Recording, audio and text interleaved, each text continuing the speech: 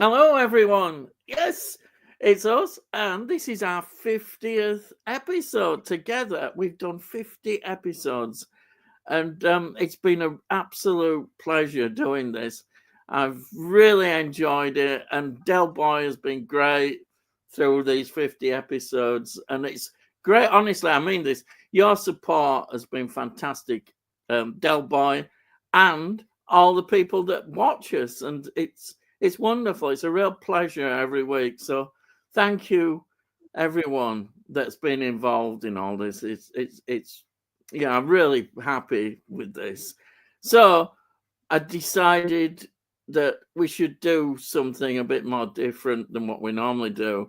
And so we're doing a James Bond sort of special. We'll probably, after a while, see how it goes, and then we can go back to our normal way we do things. We'll just see what happens. That's how I believe in. And thank you, as I say, Del Boy, as always, for being, so good for this these lives. I really appreciate your input and what you've done, and thank you so much.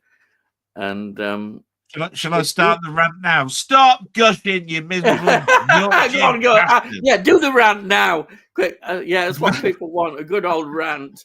It's become all I can say is he keeps saying all of those things, but at the end of the day, I mean, it's an equal thing, isn't it? It's 50-50, and it's the 50th as well. I mean, my God, how many more sort of like things can you sort of parallel with 50? I mean, it's been a tricky time for me. You will find today with me it's going to be a bit off and on for the first 2 hours, and I'll explain that the occupational health nurses, they turn up as close as they can, to a time. They've told me after 9 o'clock, sort of 9:30ish, and unfortunately my mum's she's a little bit better, but earlier on this afternoon she had some women-y issues, you know what I mean, and that my sister's been here all day with. And so she's watching Coronation Street, and I said I'll check in on her every 20 minutes, if you see what I mean. So I do apologize for that, but you're going to get something from us. That's the main thing. And I don't want there to be gaps like last week, and last week was paramedics time, so that was an unfortunate. But thank you so much for all the support. Like I say, it just goes to show the resilience, Peter, really, of as you get older. My mum's fighting, and I'm there for her as best as I possibly can. But as a son, she really needs her daughter, if you see what I mean, and she's doesn't live here, so I'm doing what I can. You know what I mean? It's without going into unpleasantries. There's things that a son can't really do. You know what I mean? And it's tricky. Yeah. So thank God for occupational health nurses. You know what I mean? You'll never get any respite. You won't get any qualms from me about how good they are. Marvelous. Right. So, thank you for that. And so, anytime you have to go, just go. Yeah, you'll see me disappear, but I'll be back. No It'll problem. be really just a check on her. You know what I mean? Yeah, that's fine. I will be gone for a big chunk of time when she needs to go to bed. That's the thing. Yeah, I'm trying to get at. That's fine. That's no problem at all. So I won't go into a big introduction. I decided that we should do something special, and we're going to do a James Bond special. So just a few little facts maybe about James Bond. I don't want to go too deep because we're in the pub, but it's just good to I just want to answer a thing from Tony, though, just quickly. You know what I mean? Yeah. He said, which one is Blofeld and which one is Bond? Well, of course, I am Bond. It's pretty bloody obvious. Although if you were talking about which Bond, I would say that if you were looking at it from an eyebrow point of view, you could say that Ian was Roger Moore, with them eyebrows. Yeah. But I think when it comes to looks, charisma, brains, all that sort of stuff, it's got to be me, isn't it? Really, Bond, isn't it? He's Blofeld. All he needs is a cat. You know what I mean? And he'd be, with him scratching his beard. Look at him scratching his beard. Yeah, but think of that as the cat, right? He doesn't have a beard, does he? Though I've never seen him with a beard. Yeah, there you are. There we are. Anyhow, you could say James Bond had a beard. Well, it was Pierce Brosnan when he was captured with Chinese. He had a very big beard, as I remember. See, I've already answered it. Tony said, in that case, Dal, where's Ian's white cat? And I said, think of his beard as the white cat. Yeah, He's stroking it, look. All that.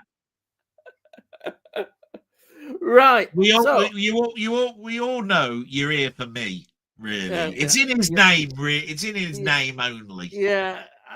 I mean, I'm just an old git that's just turned up, for 50 episodes and just let him go, Yeah, I'm geriatric. I'm geriatric Bond. That was the yeah. Oh yeah, I'm sure somebody will get a mention soon, but we're not yet. I didn't know this. Did you know that Roger Moore first played Bond in like 1953 or something in a comedy sketch for ITV that was only discovered about 10 years ago and was put on the extras for Live and Let Die DVD apparently, or Blu-ray. Oh, you know that? No, that's so he actually played Bond in the 50s. Are the extras of the DVD on the Blu-ray? I bet they're not, are they? That's what he said. I think it's in the Blu-ray, apparently. Oh, I could have a look. It's Live and Let Die anyway. It's on that. Oh, I might check that out. It sounds interesting. Yeah, well worth checking out. Right, so we have had 25 official James Bond films, which is a good chunk of films. You think about it. In terms of the one perhaps you would say who has the biggest number of films would be Sherlock Holmes. Just having a look, I did a quick Google, but Bond is up there in terms of consistency of films. So 25 official and 2 unofficial ones, which is Casino Royale 67 and Never Say Never Again 83. And we've had 6 actors who've played the official Bond. So we've had Sean Connery, George Lazenby, Roger Moore, Timothy Dalton, Pierce Brosnan, and Daniel Craig. And that's all between 1962 to 2021. I think that's just a bit of background. I'm not going too much into it. So what I want to do is, what are our own personal experiences of when we first got into Bond? I'll let Del Boy talk about his, and then I'll talk about what happened with my first experiences. So going back in time, what is your first experiences of Bond? I mean, when it comes to at the cinema, it's easy. It's a little bit more difficult on did I see something about Bond before that point? You see what I mean? Because I remember seeing it at the cinema and it was The Spy Who Loved Me. Yeah. I mean, I'll always remember the Lotus, and all of that sort of stuff, Yeah. But you got to remember that's sort of like mid to late 70s. So was I too young to know anything that was on TV that might have been Bond related? Mm-hmm. So I would probably say that's my earliest experience because I can't think before that point. Did you ever get any of the toys connected with Bond? Well, that's the thing. You see, I definitely had the Corgi, the seat car and all that sort of stuff. And there was lots and lots of stuff that would have been knockoffs, wouldn't there? There would have been blister pack guns that say Walter PPK, which weren't even James Bond licensed stuff. They would have just been knockoffs that Nambla bought you, and all that sort of stuff. So I would have been aware of it all. but it's just, yeah, I had guns, the car. I mean, over the years, I even had the CV, the Citroen CV. Yes. I Yeah. even bought that. Why Yeah. anybody would want to buy the Citroen CV? You know what I mean? Yeah. I mean, it's not exactly like pinnacle, is it? A Bond, Yeah. is it? I'll But tell you what I had a lot of fun with. I had the I mean, I obviously had the Goldfinger Corgi golden car. yeah, But the other one that they released after that was from You Only Live Twice, which is quite a special film for me. And yeah. it was the Toyota with the missiles coming out of the back. And I remember having a lot of fun firing those missiles out of the Toyota. I really loved having that car. Yeah. I do remember. I'm pretty sure I'm right with this. I'm pretty sure Corgi brought out a range of stuff. They did one which was a car, and it had a speedboat trailer behind it. Ah, yes. Yeah, I didn't have that one. Yeah. So I remember Yeah. that. And I don't Yeah. know what film that was from because it could be any Yeah. of them, couldn't it? It could Yeah. be. I mean, it could even be Live and Let Yeah. Die, couldn't it? With Yeah. speedboats and that sort of Yeah. stuff, and the speedboats in Doctor No. Yeah. It's a difficult one because, like I say, sometimes they just brought stuff out Yeah. because of the license and the money. Yeah. I know also they did a one-off annual that I had which covered Connery and Moore. I remember having that annual. Yeah. But I can't find it. I've looked into researching it and I haven't got a copy of it because I've been doing annuals and I didn't have it. But anyhow, I mean, thinking I about the couldn't find toys, I it. mean, it must be the most iconic toy, is the DB from Yeah. Yeah. Oh, it is. Goldfinger, Yeah. and the Yeah. second one must be the Lotus. Yeah. Yeah. I had two versions of that Lotus. I had the little Corgi, but I also had one that was much larger that had the Yeah. wings that come out. You actually Yeah. had James Bond figures that fitted inside it. Yeah. Yeah. I can't quite remember how big it was because I was a child, so it would have seemed big. You know what Yeah. I mean? But for all I know, the figures that went in it weren't like Action Man sized. Yes. Yeah. They were Yeah. just ones that fitted in it. Because I had things like Space 1999 Eagles, and that was a huge thing. But Yeah. actually, Yeah. I'm seeing it in somebody's collection on YouTube. It wasn't as big as I remembered. Yeah.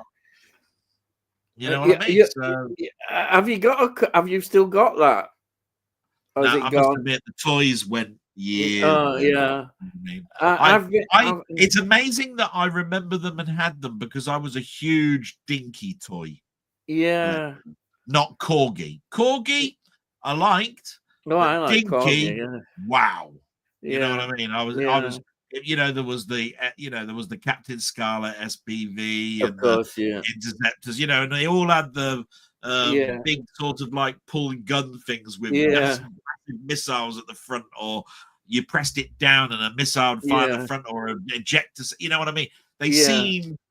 They seemed a little bit more quality to me, Corgi, and that's not putting anything past Corgi. Corgi were great. It's just that Dinky was. I mean, even my dad turned around and said, "Dinky's a brand. Oh my Yeah. god, it's a brand." Yeah. And he made me know it was a brand when he bought it. He said, "You keep good care of that." Yeah. Oh, You know what I mean? Quite right. Less so with Corgi. I mean, he always did turn around and say, "You're like this," Yeah. but he never really said, "And if you scratch it, I'm going to bash you one."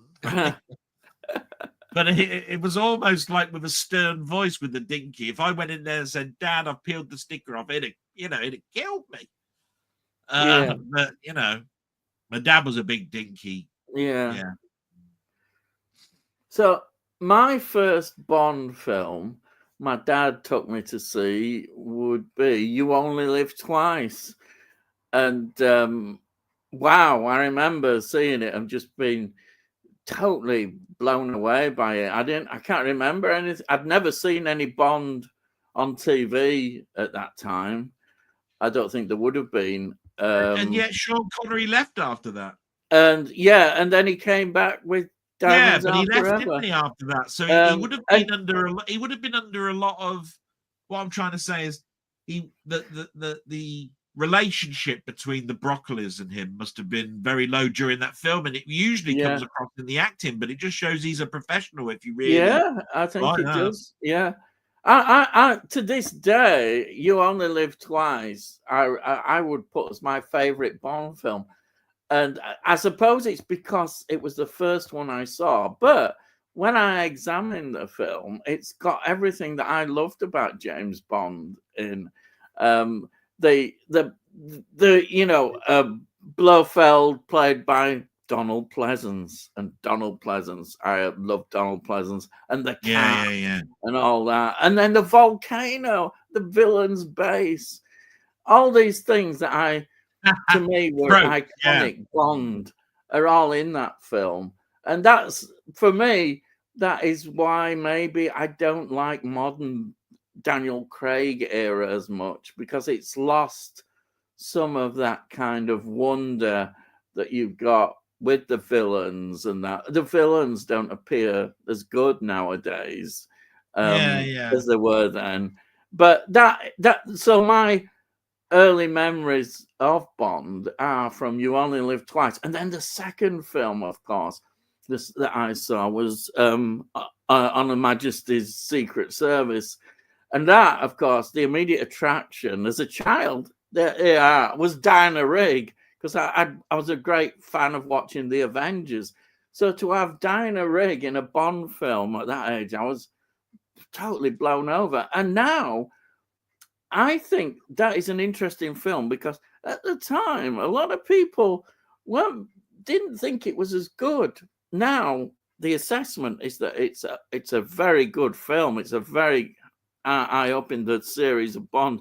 But at the time, a lot of people say, "Oh, it's not Connery, and it's not as good." But I've watched it again, because I've watched all these films again up to GoldenEye, and the more I look at it, I realize how good a film it is. I know you'll probably talk about the music.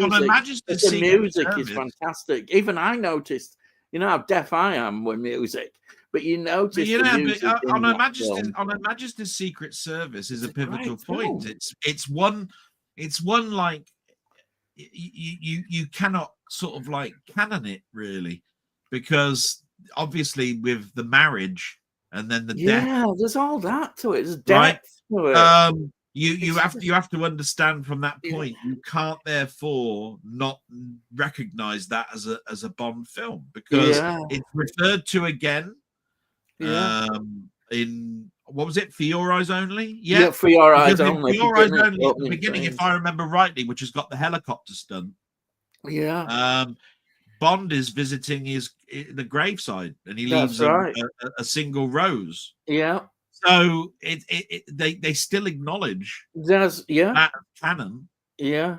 And so therefore it basically is pivotal, because how many times can you actually watch the other films and say, do you know what, you can get away without watching that because there's nothing in it that's referenced, but later on to that point.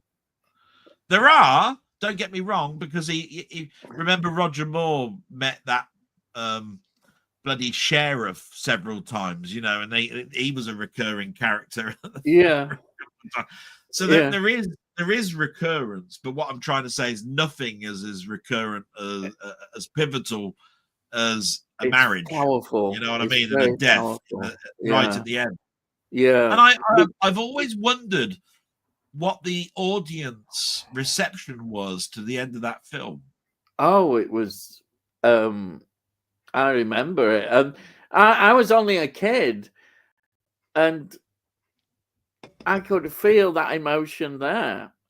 I could feel that. If you think about Bond films, he was crying virtually. But what I'm saying is that if you think about Bond films, really. they don't generally end on an unhappy ending. No, I don't know whether he was crying. I should have examined, but it was almost like it felt like he was crying.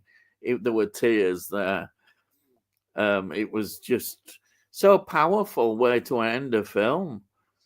I mean, it's just incredible. And the thing is, it's such a good film as well. I love the story of that film. There's some great scenes. I'll tell you what. You carry on reminiscing, and I'm just going to go while you're doing that. I'm going to check my mum. Yeah. Okay. Yeah, it's a film that I really love. It's got everything in it, and yet we have this new actor, Lazenby, who I think at time people thought he was okay, but they were like, actually, it's interesting because he must have kind of known this kind of reception because he makes a quip right at the beginning of the film about that he's not the other one, the other guy. Something's very similar to that he says, and which is obviously a reference to Sean Connery. So he's got that about him, but he's very good. Lazenby is excellent, and it would have been nice to have seen him do some more. I rate him very highly. I know a lot of people are going to. We might talk about this about Timothy Dalton. A lot of people have put him quite high that they like him. I'm not quite as much in that, but I can understand if he's that point of entry into Bond, then that's why you would probably go with that. But Lazenby is kind of a forgotten one in that sense. But I think now he's got one of the best films. He really has. I mean, if you're rating Bond films, On Her Majesty's Secret Service is definitely, I think, top 3. It's definitely in there as the top 3. So I did a rough one of mine, which is probably what nobody else's. It's all heavily more older stuff, but I think it still stands up well. If you're assessing Bond films, that film just has something good about it, and its performance is really good. I think I think a lot of people, I remember at the time, was to say a bit wary about it, because it's following Connery, and I think the reaction was pretty good. They were quite happy because and that was, I think, because the film was good and his performance was good. He was lucky he got a good film. You're trying to think it's a good job he didn't get one of the later films. It might not have turned out so good. In a way, he landed on his feet that he got such a good film. I think so. I mean, could you imagine him if he'd have got A View to Kill or something? It probably might have been even more disastrous from him. But it really worked well, I think, the film, and that's why it worked. It worked for him as an actor. I think when you're given such a good script, and which he was able to deliver that script. I think he did a really good job. Yeah. I mean, who's that? Dalton? Yeah. No, not Dalton. No, I came in. I don't know who you're talking about. I'm talking about George Lazenby. Oh, George Lazenby. He's one film. It's one film that he did. And I think it's one of the best of the whole series. It's up there. It's a really great film. I say he was lucky that he got that film, really, and it cemented his place, I think, even though it was a one-off. And as I say, at the time, people saying, "Well, he's not Connery, is he?" Well, no, of course he wasn't Connery, but he did a good job, you know. So I'll tell you what I'll do. I'll start to read some comments out of what people are saying. So you've given say, hopefully we've given you a flavour of. I was going to say, did you want me? Did you want me to rant? Because I could turn around and say, "What utter bollocks!" George Lazenby is You can do your rant. You can do your rant when you want. Want to do your rant now? Shit, right? He was in it once because he was crap. God, go on. No, go on. Only joking with you. Only joking with you. Anyway, yeah, read out the comments. Come on, okay. Let's see what the REIT audience has got. Bye, lad. Let's see what they say, lad. And then, we've got Charles saying, "Hi, Ian and Del and gang. At the moment, I'm not in the very best of health, so I'm sorry to hear that. So if you don't mind, I'll catch you next time." And that's no problem at all. No problem at all. But thanks anyhow for just putting in that message. It's really appreciated. Thank you, Charles. Si says, "Ian and gang, the name's Robson." Hi, Robson. I wonder why my head moves like that. But there we are. And then we've got Steve's gaming. "Hello, ladies and gents. Del, hope your mum is okay." I just got to check to her. Yeah, she's not bad. She's heavily watching Coronation Street, so that was lucky. So I came straight back in. And then Si says, "What's your favorite non-Bond spy movie?" I'd have to say Spy Game with Robert Redford and Brad Pitt, directed by the great Tony Scott. It never gets the praise it deserves. I tend to find a lot of Tony Scott films are like that, to be quite honest.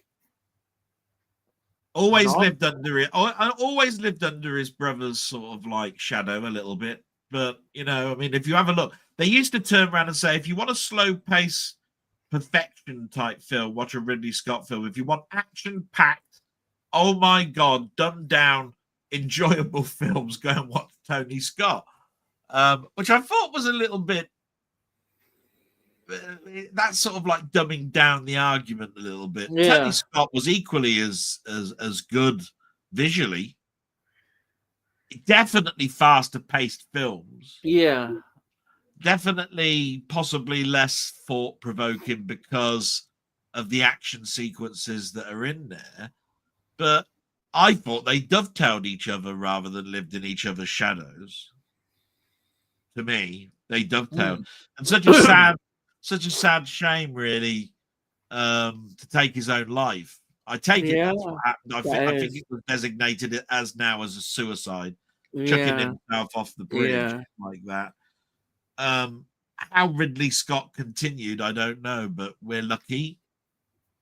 You know, as much as people will say Ridley Scott is in the past with a lot of his stuff, I'm just glad that he's still around and doing such great stuff. Long may, you know, he does. You know? It's really all you can say, really, isn't it? Yeah. So have you got any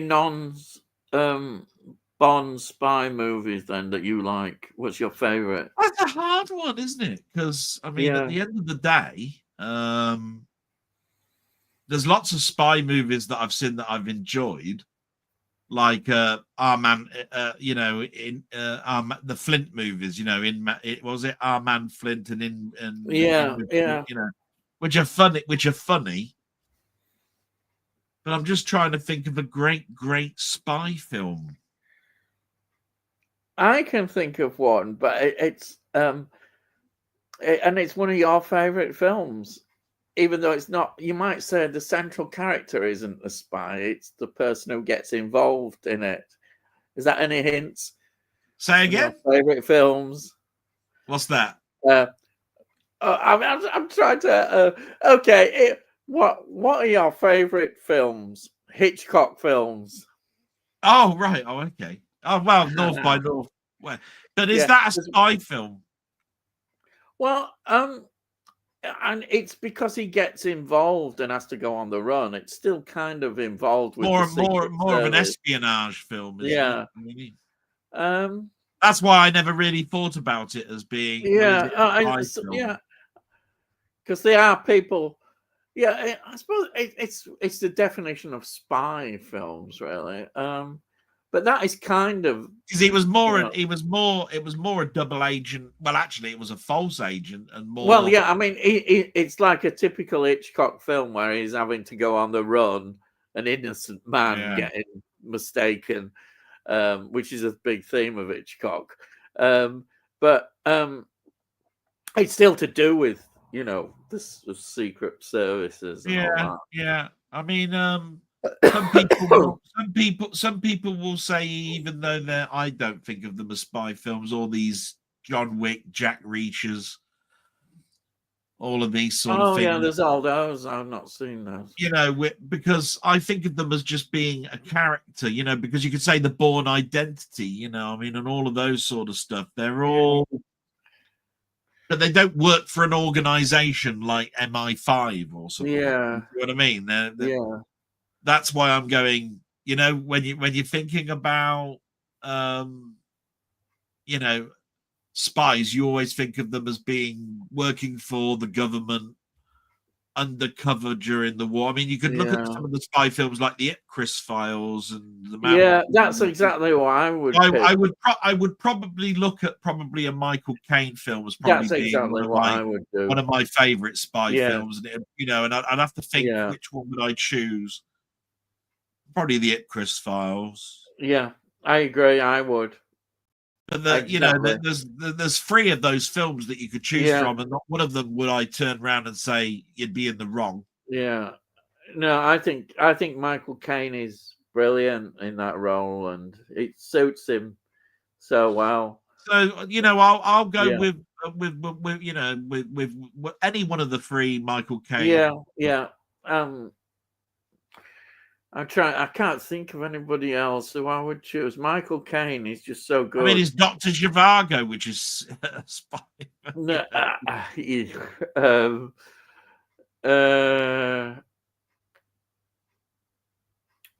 I suppose, but I don't rate it. The Third Man. They always looked at spy films in the 60s and everything as anything to do with Russia and Trump. Yeah, well, you look at the film that a lot of people talk about, Orson Welles' Third Man. That's a spy one, isn't it? Cold War spy one. But I don't think it's as great as they make out. It's you know, considered one of his great films. I mean, it's a good film. I'm saying it's a good film. But I just think Michael Caine is so good, isn't he? I like to watch Michael Caine as an actor. It's somebody you just like to watch, and in those 3 movies, he's really good. He's perfect. I think it's just the actors that came out of that era. They could play good spy films. Like Sean Connery was definitely. Roger Moore is from that era. Michael Caine's from that era. They, you know, you could, you know, I mean, what is the Richard Green could probably be, you know, a spy. Yeah. All I'm saying is that there's some top-notch ones there that you could turn around and say, do you know what? They'd play convincing spies. I don't see Tom Cruise as a spy. No. I just go, even if he was playing one, it's just not. No, I agree. And to me, spies, I know it has to have that Cold War feel to me. A modern spy is just like it's not the same. It's not got the same things. It's like a retro kind of 60s, 50s, 60s thing. So, you know, like I said, North by Northwest, I mean, it was a good shout what you said. And to be quite honest, you're dead right. It's one of my, I mean, it is in my top 5 films of all time. Yeah, I know that. I suppose I look at it as being a chase. misidentity with a spy tapped on. Yeah. You know what I mean? Yeah. I'm gonna pick Ipcress. I can't say it. Ipcress What I File. said. That's what I said. Yeah, because Michael Caine is so good. I can't pick anybody else but Michael Caine. I just think he's somebody I really like as an actor. Anyhow, I think he's a great actor, and so I've got to pick him. Yeah. So, yeah. Okay. Nice. Right. We'll go on to the next question. Get well soon, Charles. Yeah. Oh, you do get better soon, Charles. Tony says, evening, Ian and Del. Hope your mum is as good as possible, Del. All the best. Charles is saying as well. Thank you, Tony, for joining us. And Sai saying, get well soon. Thanks, you little bastard. Yeah, cheers. Yeah. And then Tony says, I'm trying to work out which of these two gents is Bond and which is Blofeld. Yeah, that's what we, of course, you know who says he's Bond, you know, of course. Yeah. Mind you, it can be more fun playing a villain. Well, it is always better to play the villain. The villain gets the best. You can really the best all the time. Over top performances and pantomime performances. Saying that though, I still can't think of Roger Moore. If Roger Moore wasn't Bond and he was a villain in Bond, I still don't think I'd think of him as a villain. He just doesn't. No. Villain, does he? And my problem is that you'd still feel that there was that bit of humor still there, no matter what he did. You know, it doesn't matter. He's got. Actually, I wonder in the comments, has anybody touched upon the humor of Bond yet? Yeah, humor is something that's. I wonder at which point do people think comedy was just sort of like over the top? Maybe. Yeah. I don't think it ever was, but some people might think, oh, it definitely was too much from this moment on, you know, from this film onwards. Or maybe people think, oh, it started with Roger Moore. Maybe some people think actually Dr. No was too dry and it started to ease up a little bit. Maybe that's why the Bond films got better. I think if you look at Connery, there is humor there. I think people might have missed that because I watched them and he certainly he does have his humor there. He's perhaps, I think the thing that you do notice about Connery's performance. He's in many ways more brutal. He's more than Roger Moore. His performance is kind of he's more detached. Is Connery? You see it in his relationships, the way he treats women. His Bond is perhaps. I've never read the books, but I don't know if maybe in the books is like that as well. The performance of Bond is a colder because he is. The thing is, we've got to remember is he's a killer. He's a cold killer. Oh yeah. And it's. Do you know much about the history of Bond? Sorry. Do you know much about the history of Bond? You mean Ian Fleming? I don't know. I'm not really delved into Ian Fleming. All I know is that he was. He's based around 3 of his Marine friends. Yeah. And when he invented the character, I believe he wanted it to be a cross between those 3 Marines amalgamated together and someone I've forgotten. I mean, like Harry Belafonte or somebody, some 50s well-known sort of like handsome chap or something. Yeah. And I don't think they ever got to the bottom either of where the 00 came from. Oh, right. Yeah. Apparently, there's one that this is going back some years that I read this. you'll know this. Apparently, there was somebody who was a secret spy type thing for Elizabeth I that signed that his signature was very close to looking like 00 when he signed these pieces of paper. That's interesting. Well, yeah, in Elizabethan period, a lot of them were kind of spies. Even the famous people like Raleigh and Drake, they did quite a bit of spying. Yeah, but the court was full of intrigue, and she knew it. She loved it. She loved all the intrigue of getting them all involved. I didn't want to bog you down there, but it's just that I know that. Yeah, I know that as even when you got into the 60s, Bond was starting to age in what it was, because these characters that he was basing on Marines from the Second World War, you know. So I mean, you're starting to date things, and that's why he said, "Well, I want them to be a bit like me and a bit like a really handsome type guy." But I want him to have those cold killer type traits that a Marine guy would be. And you know, and it's very easy to understand where the 7 comes from, in the fact that it's just the 7th person to have a 00 moniker. That was all that was. But the 00 is interesting. In where does the 00 come from? I think a lot of people have expressed over the past where that comes from. But it's interesting because, like I say, the books ended, but then other people have carried on those books.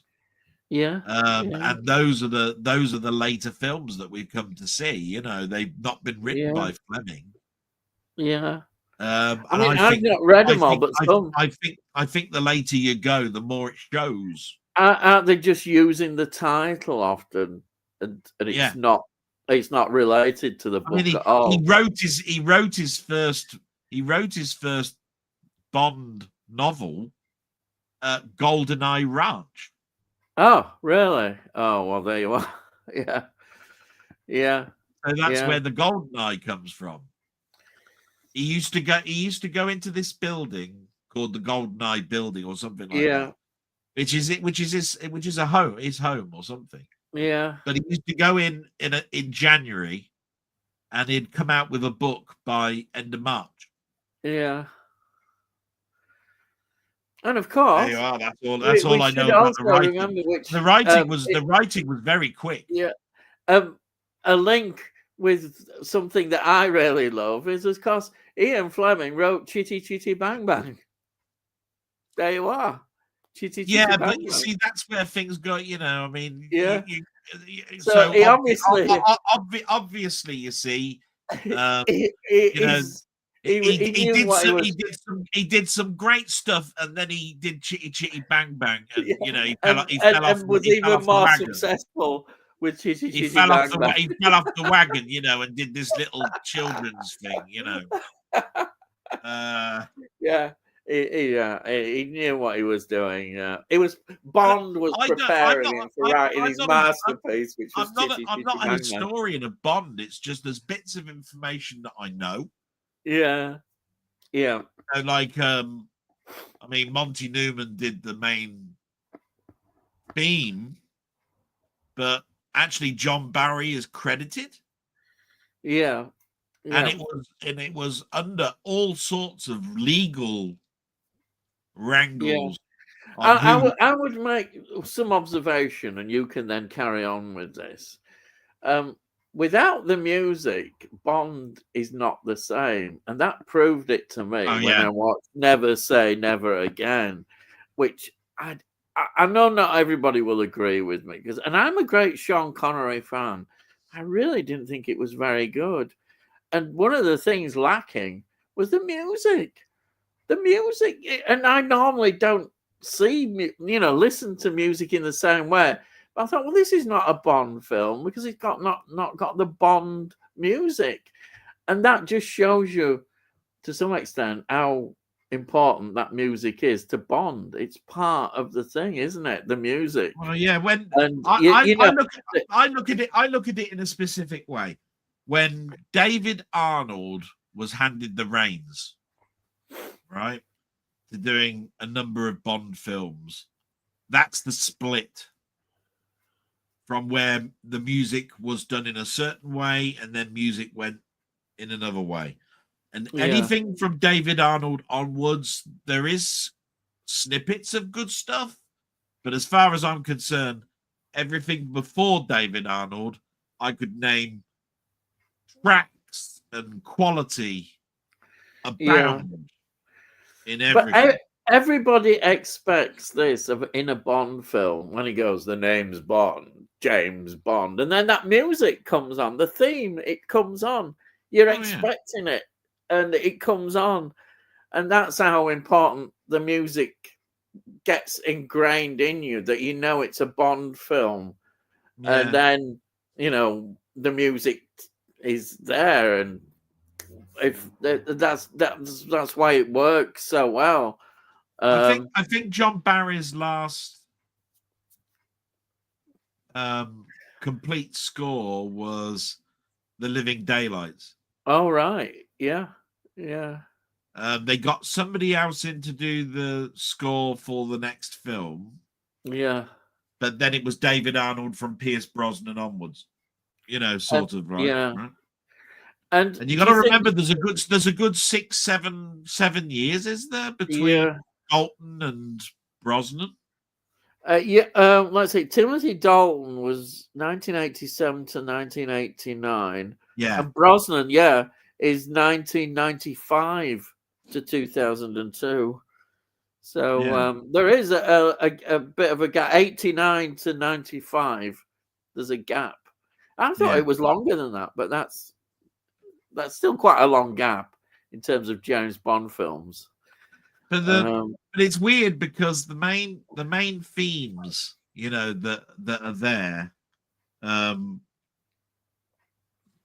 basically, when you get to Aha, I think that they're sort of like done very similar to the earlier ones. Do you know what I mean? In fact, it was probably recorded, written, and done in almost the same way as Goldfinger with Shirley Bassey, which would have been in the 60s, right? Yeah. And I don't think, therefore, David Arnold or any of the other composers that have been there have had that much of a sway in regards to the pop acts or artists to compose the theme afterwards. You see what I mean? In other words, John Barry didn't get on with Aha because he wanted to go in one way and they wanted to go in another. And he said it was a very bad experience working with them. Yeah.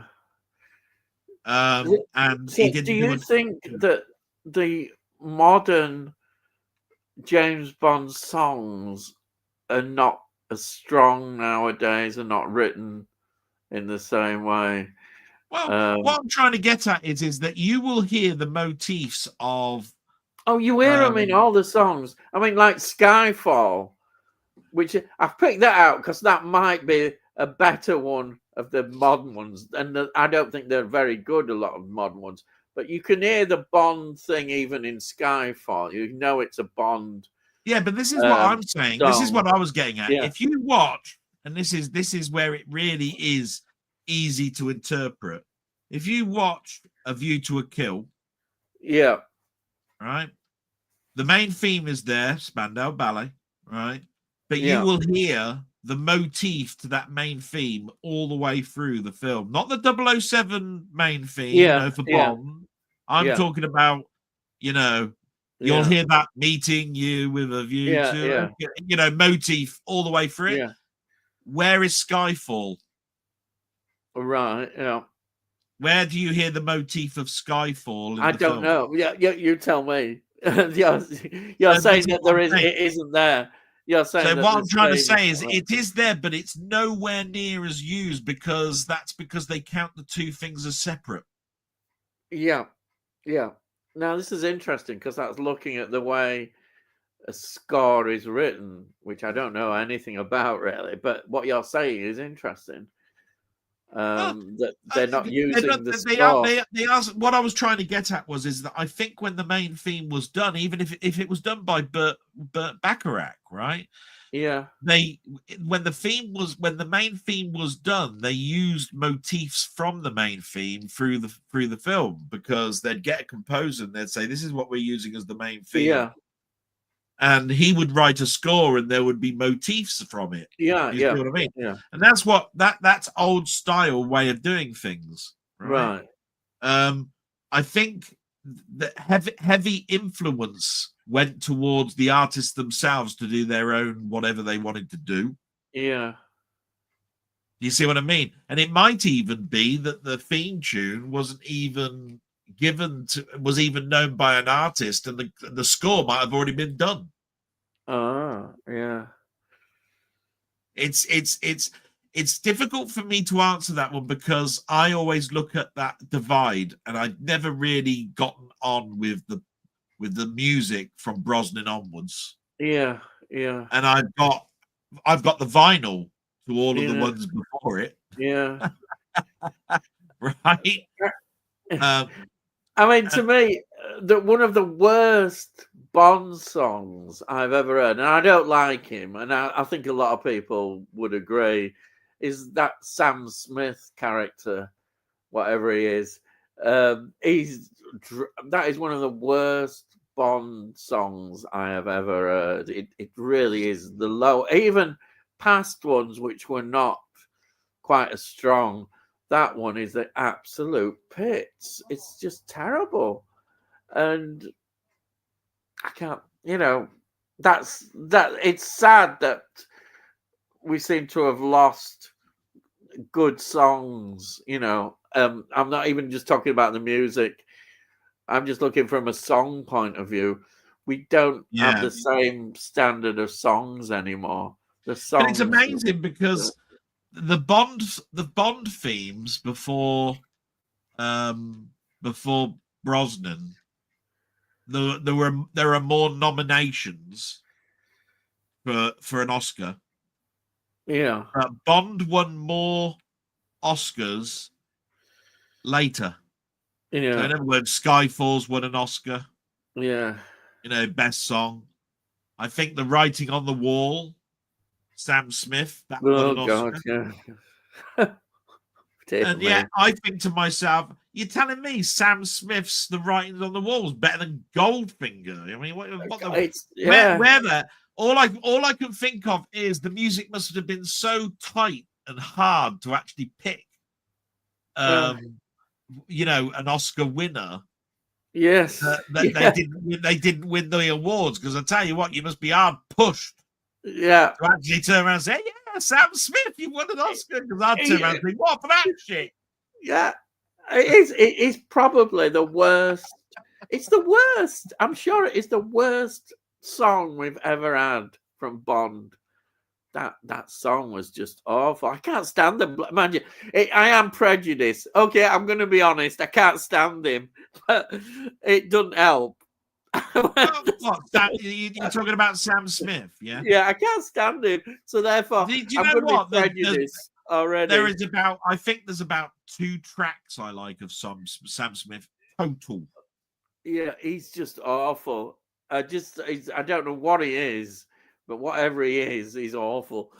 Right. I don't want to go into a rant. I could easily go into a rant, but I won't. Yeah, go into a rant. Yeah. I'm just going to check on my mum, because it's 9 o'clock. Ian, I'm just going to check on my mum, all right? Yeah, okay. Charles Duncan. Thanks, Ian and Dale Gang. Cheers, Charles. And then I've got Stephen gave laugh out loud, Tony. And then we've got Andy makes Star Wars. Hello, Andy. Happy Wednesday, lads. Glad you're doing a James Bond evening. What's the first James Bond film you saw in the cinema? Mine is Octopussy. Well, mine is You Only Live Twice. I absolutely love that film, and I was so amazed when my dad took me to see it. I just thought, wow, this is it was one of those films when I saw it that made me fall in love even more with cinema. I mean, I'd already started to love going to see films, but seeing something like that just blew my mind away, and it had all the things. This is what I'm going to start preaching soon. This is what I loved about James Bond, that it had that fantasy element in it, with the base and the volcano and just the whole film. It was exciting. It was great, and and there was all these wonderful looking women to look at, and they were all beautiful and fantastic. I mean, this is all paradise stuff, isn't it? You can't help. As a lad, I was, wow, this is great stuff. And he was a cool character. He just seemed a cool character. So that film to me still means a lot. I know it's funny because I heard some people criticizing You Only Live Twice, and I thought, why are they criticizing it? And then it was because of the modern thing, because in one scene, James Bond puts some stuff on his eyes to make him disguise. It's not a very good disguise, but there he is. But nobody else is. Nobody else. They made it sound as if everybody was suddenly disguising themselves and putting on. There were Japanese people in it. There was nothing. All the rubbish. I'm going into a rant nearly that people come out with. All it was part of the film's plot. It was nothing to do with about culture and all that stuff. It was simply a secret agent doing his thing. And yes, he had that on his eyes. It did look a bit dodgy and funny, but it didn't matter. It was part of a film, for goodness sake. And it was fun, but that was the film. I just fell in love with all that, and Bond from that I really enjoyed. From that moment, I thought this character is cool. He's a great character. And the action sequences and the beautiful women. I mean, crikey, there were so many beautiful women. You never see them so many in a film. Oh, great. It was just wonderful. And so, yeah, seeing You Only Live Twice really was fantastic. Oh, and I must talk about that, the locations. You look at the locations that they choose and around the world. Every Bond film, you get some wonderful locations, and that's what struck me about that as well. And then I think there is something as well that we haven't really gone into yet, is that once you get into Bond, the formula. You've got Miss Moneypenny, you've got Q, and you've got M, and these characters all the way through.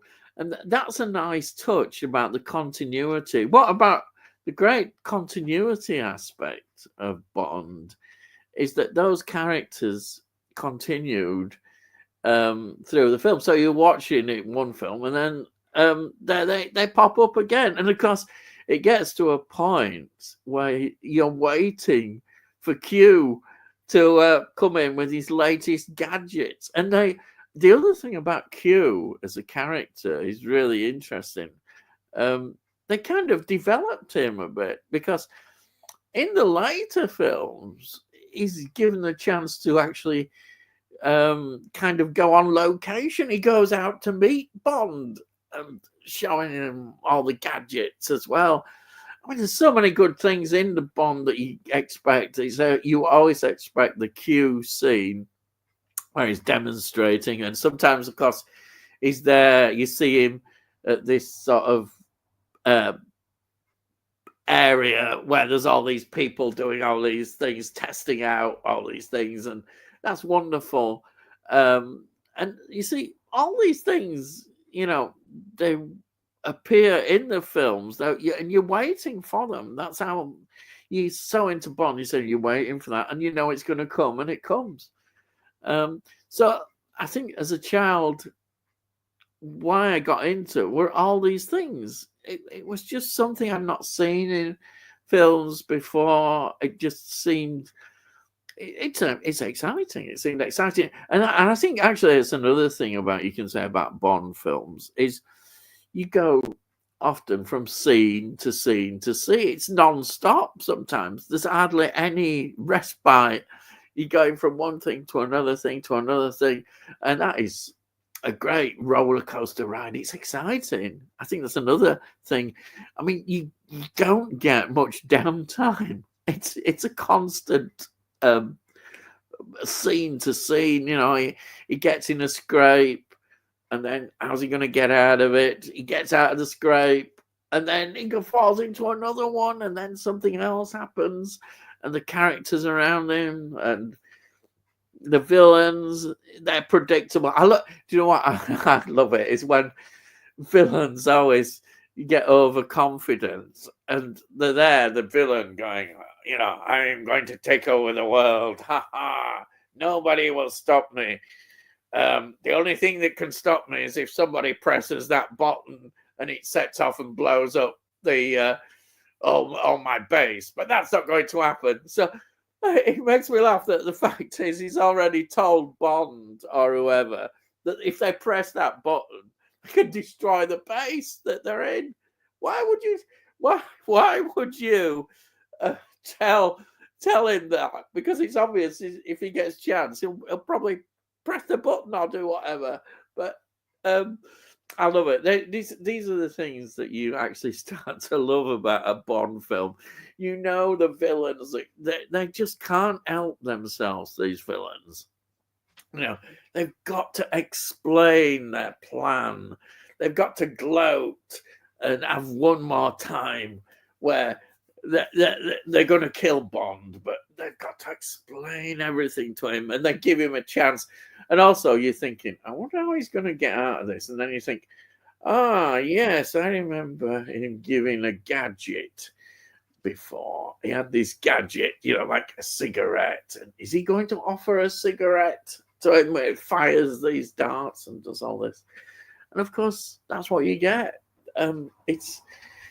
It's wonderful the way they you get into the sort of the way these stories are. Absolutely wonderful, and it's what you expect from each Bond film. And no matter what I like about Q is he's sort of become more popular, I think, because now I say he goes out to Bond wherever he is. I know that I think with Daniel Craig they've changed they've changed like Moneypenny as well, and Q, and they've changed all these characters to what they were in the original ones. Well, I mean, some of them died anyhow, which was like Bernard Lee, I know, died as M, and Q as well. I think he died as well. So the actors had died, and Miss Moneypenny they kind of updated a bit. But I like the way you knew there's a certain reassurance when you were watching these films. You knew the structure of the films, and these characters would pop in every film. It was quite comforting, really. You know, you were watching, you were waiting for them to pop up, and you knew the routine. You always knew the routine, and it was great. I think I really enjoyed that about the Bond films. You know what you're going to get, and you know, and there's certain moments you're thinking, oh yes, we're going to have this. Yes, Q is going to appear and explain all the gadgets.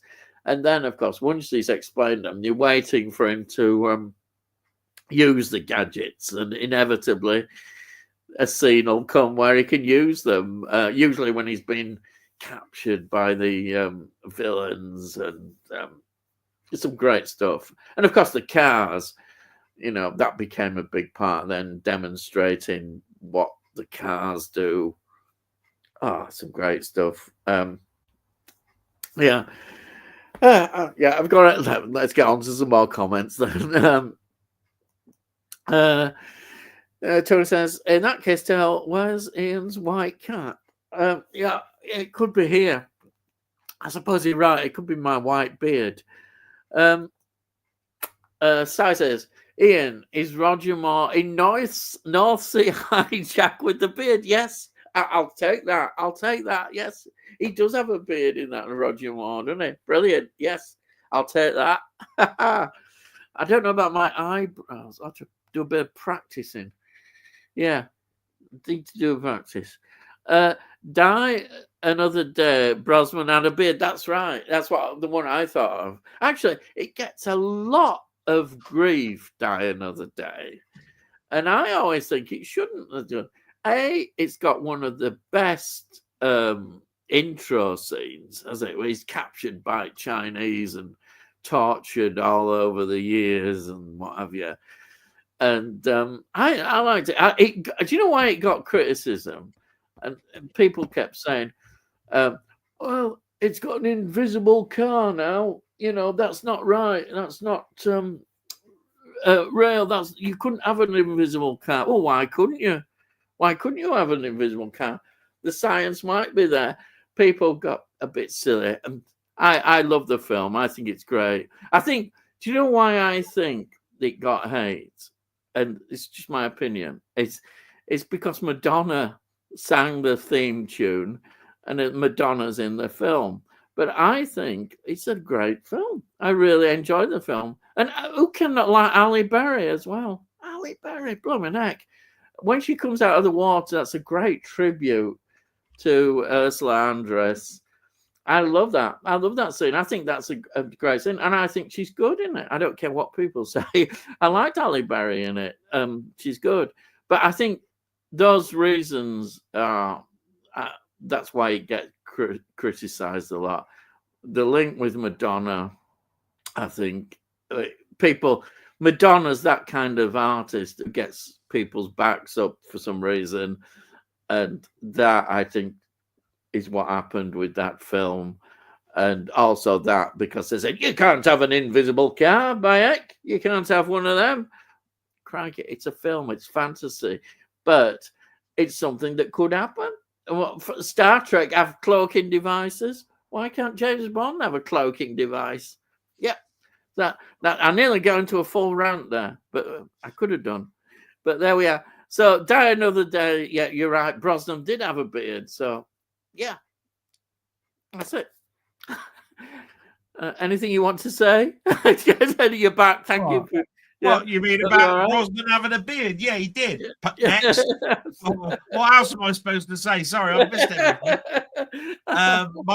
My mum's in bed now, so. Oh, that's okay. You probably eagle-eyed people might have seen the nurse go into my room to empty the bucket and all that sort of stuff. What's your opinion then of Die Another Day? Why are people down on it so much? I think I've never understood why people are so down on it, but I do. Those are the reasons I pointed out. I think why people are down on it. Maybe. I mean, all the things that you said, but you got to remember, Die Another Day is Brosnan's last film.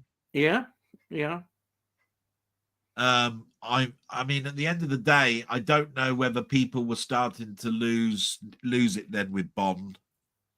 They'd waited so long. They started off really well. Because I think GoldenEye was quite well received. It was, yeah. But you got to remember, by this point, you know what I mean? Bond is now starting to look tired. Yes. And yeah, it's a very good point. You know, I mean, yeah. Personally, I think the Brosnan ones are creditable, but I mean, no, not creditable, serviceable. And I think that if it had been Bond earlier, he would have had a much longer run, and he would have been a worthy Bond. Because I quite like. I mean, I like Pierce Brosnan, but it's He came in at such a such a late stage where Bond was now, even in the media, when they said it was coming back and the film is going to be out this summer and all of that, they were going, and who cares? Yeah, yeah, right? yeah, It's very hard to get momentum on something that's stopped. yes, yeah, yeah, You know what I mean? But yeah, you could also turn around and say that he's the person that kept it going into Daniel Craig, yes, yeah, and has kept them, and Daniel Craig kept it going to this point. yeah, So yeah, it's yeah, almost like I don't want to put the bring the Doctor Who card in here, whereas yeah, people say William Hartnell, yeah, it was getting a bit tired, got a new actor come in, suddenly that turned it yeah, around, it started to yeah, get looking tired again, and all of a sudden, yeah, bang, John, and you yeah, have to have these things. All I'm saying to you is that it's when something is stopped and then you've got to restart it again, you've got a mammoth job on your hands, yes, and it doesn't matter how much good yeah, music, actors, writing, and everything. If the yeah. public think it's tired, it's tired. Yeah. Oh, people. It's like everything's got a sell-by date almost, and it's like it's gone past the sell-by date, and things sometimes need to have a rest. Yeah, They need, and then come back in hopefully a new, refreshed way. but Pierce Brosnan actually did a fantastic job because Yeah, he jump started a franchise that everybody thought was dead. Really, yeah, yeah, you got to yeah. look at it from that point of view. So Yes, I think you're right. I don't think he's bad at all. I don't know I why mean, people. if Timothy Dalton weren't there and Pierce Brosnan had come in at that particular point, we wouldn't be Yeah, having this conversation. yeah, yeah, And that's not taking anything away from Dalton because yeah. Dalton had a pretty bad rough Yeah, he treatment as only well. had 2 films. That's what we've got to judge him by. He was contracted Yeah, for more, and yeah, then things went into a yeah, legal a yeah, shithole, and he was suddenly out. And I'm just yeah, going, wow, how bad luck can you have? yeah. Because What? people think if you were to choose between the two Dalton films, the second one is the Yeah, I was just better going to film. ask you, do you think that License to Kill, which was a much more darker film, was an interesting film because it was not in the typical Bond formula? I Was told that you. a good experiment? I told you that License to Kill is the anomaly in my Bond, right? Because I've always said that, oh, I like Aha and the Living Daylights and all of that Yeah, sort of stuff. It's a yeah. John Barry score, all of that sort of stuff. I can't stand the theme tune to License to Kill, Mm. and yet it's the better film Yeah, of the two. yeah, So I like the film, don't like the theme. yeah, On the other one, I like the theme, don't like the film. yeah. I think the And problem. usually, if I like the theme, I like the film. Yeah, that's it. That's an interesting part. I think the problem for me is with Dalton. A lot of people bring his name up because maybe it is their first James Bond, and you first James Bond, you become more attached to. The problem is Yeah. there is only 2 films, and those 2 films are not really iconic kind of Bond films. I don't No, think so. They're not. That's this problem. If he had, if he'd have made, like, you compare it with George Lazenby. George Lazenby produced, was in On Her Majesty's Secret Service. There you are. He only did 1 film. Yet his film is far better. It's it's far you see superior the to Living Dalton. Daylights, Yeah, and License to Kill is still in the same vein of all the other Bond films, like a Bond film every 2 years. yeah, So it's it, done by. It's almost got the same stunt crew, production crew. yeah, You know what I mean? With minor exceptions, like, oh, obviously we've got to yeah, replace this director and we've got to replace this cinematography, you know, all of that sort of stuff. But what I'm trying to say is Bond is on a roll every 2 years, and the writing is therefore written in the same sort of vein. It then turns drastically different when it goes through the legal wrangle. When it comes out the other end, it's a different beast altogether. And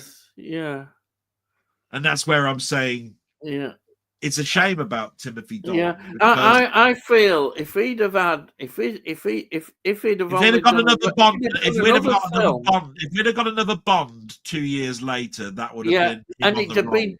If he'd have done one that was really a great Bond film, we'd be speaking. Well, this is me personally. I would see him as a greater Bond. The problem is, say, I'm just judging him on those two films, and as good as and you know, some people really do think he's what Bond should have been. For me, it's not. It's just short because those two films are not. They're not iconic enough. I mean, Bond for me, all the great things about Bond, Sean Connery and Roger Moore. That's it for me. They are to me what they brought everything that we love about Bond, and afterwards, it's not quite the same, in my opinion. But it's just my opinion. I understand people who really do like Timothy Dalton, and they do mention those films. But that, for me, is the weakness, as I've said. And Pierce Brosnan, the same. I think you said it. You said a word which I've never thought of using before. You said he was serviceable, and I think that kind of sums him up. He's not bad, but he's not outstanding, is he? He's not. That's a good description. And Daniel Craig, again, I think it's more personal preference. Now, me personally, I don't like that kind of Bond, but people who are new to Bond maybe really like that gritty performance, and he does a good job at that. I can't knock him for that. He's good at doing that. So therefore, I can say it's like we've got different generations of people who like Bond, and therefore people that are newer, younger to Bond, I think can really connect with Daniel Craig. They like his performance. 4 films, isn't there? And they like those films. There's a completeness for them in those films, you know. So I can see that, but that for me personally, it's just my personal viewpoint. It's not the same, you know, as Connery and Moore. But a new generation, you've got Daniel Craig, and he does a good job. I can't argue with that. He's a good actor. He is a good actor in that role. Well, you certainly get a sense that, I don't know what it is, but you sort of like could tell that isn't Roger Moore leaping from right. And when you see Daniel Craig and he's sort of like running along the rooftops and all that sort of stuff, and they do the same trick, cameras far away, running along. I actually do believe it could be Daniel Craig running along the rooftops. Right? Now you could turn around and say that's Casino Royale, isn't it? Where the opening scene is it's a massive stunt to stunt to stunt, isn't it? It goes on for, is it about 10 minutes or something like that? He's just doing all these stunts. And I have to bring up the stunts here a little bit, because as a kid, when I was watching James Bond, it was all about the gadgets and the stunts. Yes, I have to say, I probably, and I put my hand on the heart here a little bit, didn't understand what the stories were all about. Even though they're paper thin, all you've got is a baddie and a goodie, and at the end of the day, there's a nuclear deterrent, there's a nuclear thing gonna go off, and Bond saves the day, right? I can understand that, but I was probably listening and listening to all the dialogue and going, I haven't got a clue what that was all about. to me, I was looking forward to the next car chase, the next running along the most inept and silly stunts that you're ever going to see in your life, which comes to mind a little bit when you're watching something like Roger Moore's Swan Song. When you got a car that's split in half and going along bloody yes. Paris. You only need two wheels going, and he's still able to drive the damn thing along. Right? It's great. And you're just going, has anybody actually taught the laws of physics to these people? Because I'm telling you now, you haven't got a drive shaft anymore. It's gone. Right? You know, this thing just ain't likely to happen. Yeah. Do you know, I can see why. What you have to understand about it was the fun of it. I didn't care. That's exactly it. Bloody care. Yeah. That's the Roger Moore going up the side of the Eiffel Tower. He'd be having a heart attack by the time he got to the third bloody level. Yeah. There is no way in this wide world that you can see on his face that But he hasn't got a hair out of place. Yeah. I mean, it's like I think it's interesting because A View to Kill is an interesting film because it doesn't have a good reputation. But I watched it again. And no, I love it. I love A View to a Kill. Do you know why I found it interesting? I love A View to a Kill. You've got Grace Jones and you've got Christopher Walken. And Christopher Walken is absolutely brilliant. Can you see how he loves that role? He's over the top. Brilliant. The whole Golden Gate Bridge is brilliant. All I was trying to get at was at this particular point, the stunts are so out of control. Yeah. That they're a mess because there's no way in this wide world. I mean, each film had to top the last stunt. Yeah. I mean, even when you've got the rock. I mean, when I was a kid and Tiswas was on TV, they always showed the James Bond flipping the car 360 degrees. When it went over the bridge. When it. Yeah. I think that is a Live and Let Die. Yeah. Yeah. Where the car spins in the air like that. Yeah. Go over the two sides of the bridge, right? Yeah. They showed that stunt over and over and over again. And later on, of course, as an adult, when you go back and you go, oh, I haven't thought about that stunt in ages, and you look at it, you go, that was bloody dangerous and probably one of the dangerous stunts that you'll ever see in your life. Yeah. And yet you've seen so many other Bond films and you think, I think jumping out of a plane's more scary than that. Yeah. Actually, that one would it's the Man with the Golden Gun. Sorry, I did get it wrong. It really is a fantastic stunt and requires how much time?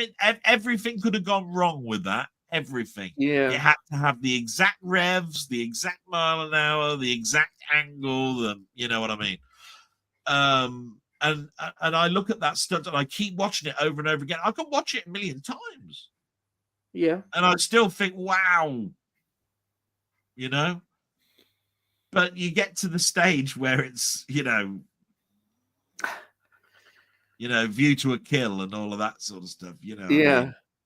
And all I'm saying is I was a bit older then. I was a teenager, you know.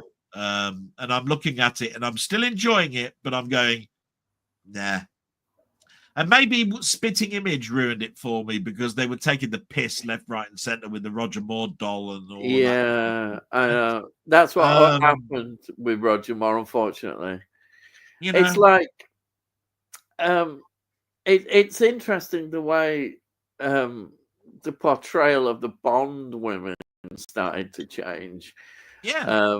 And I think people, one thing I always look forward to, one thing that it was all in the media and everywhere was about who were the Bond girls, who's going to be the Bond women, because it wasn't just always one actress. It was quite a few actresses involved. And that was a big thing. But I think what happened was that times changed. Maybe Bond with the AIDS thing coming out, it wasn't seen as a good I got thing. a question for you. Do sleeping. you count Joanna Lumley as a Bond girl? Oh yeah, because she's hardly in. She's hardly in it. No, but do you count? Do you count her as a Bond girl? No, well, yeah.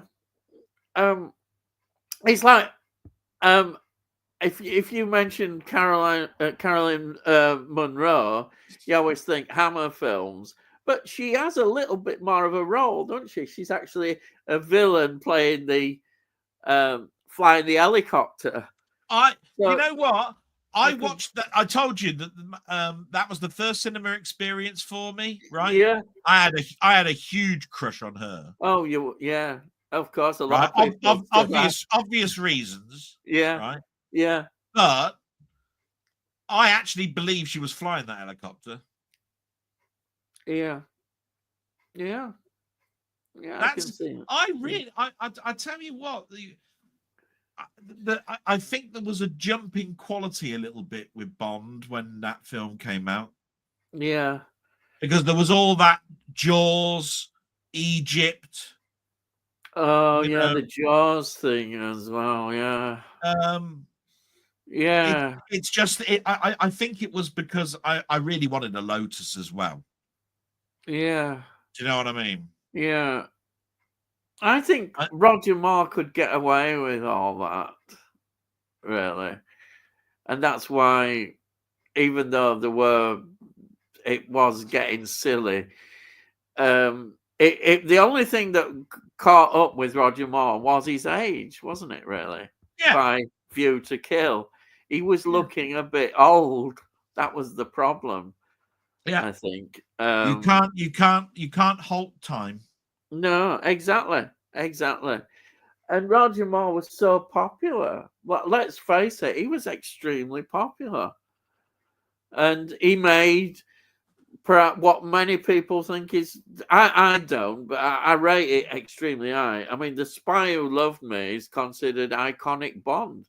A lot of people put that as their top Bond film, and I can see why. This is the thing. If people would, I mean, I don't know whether this comment has come up yet or not, because I did see it come up. Yeah. But I was away for half an hour. Yeah. If you were to ask me what my top 3 Bond films are,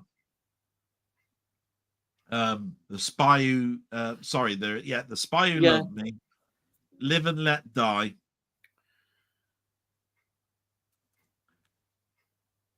hang on, Goldfinger. Oh, right.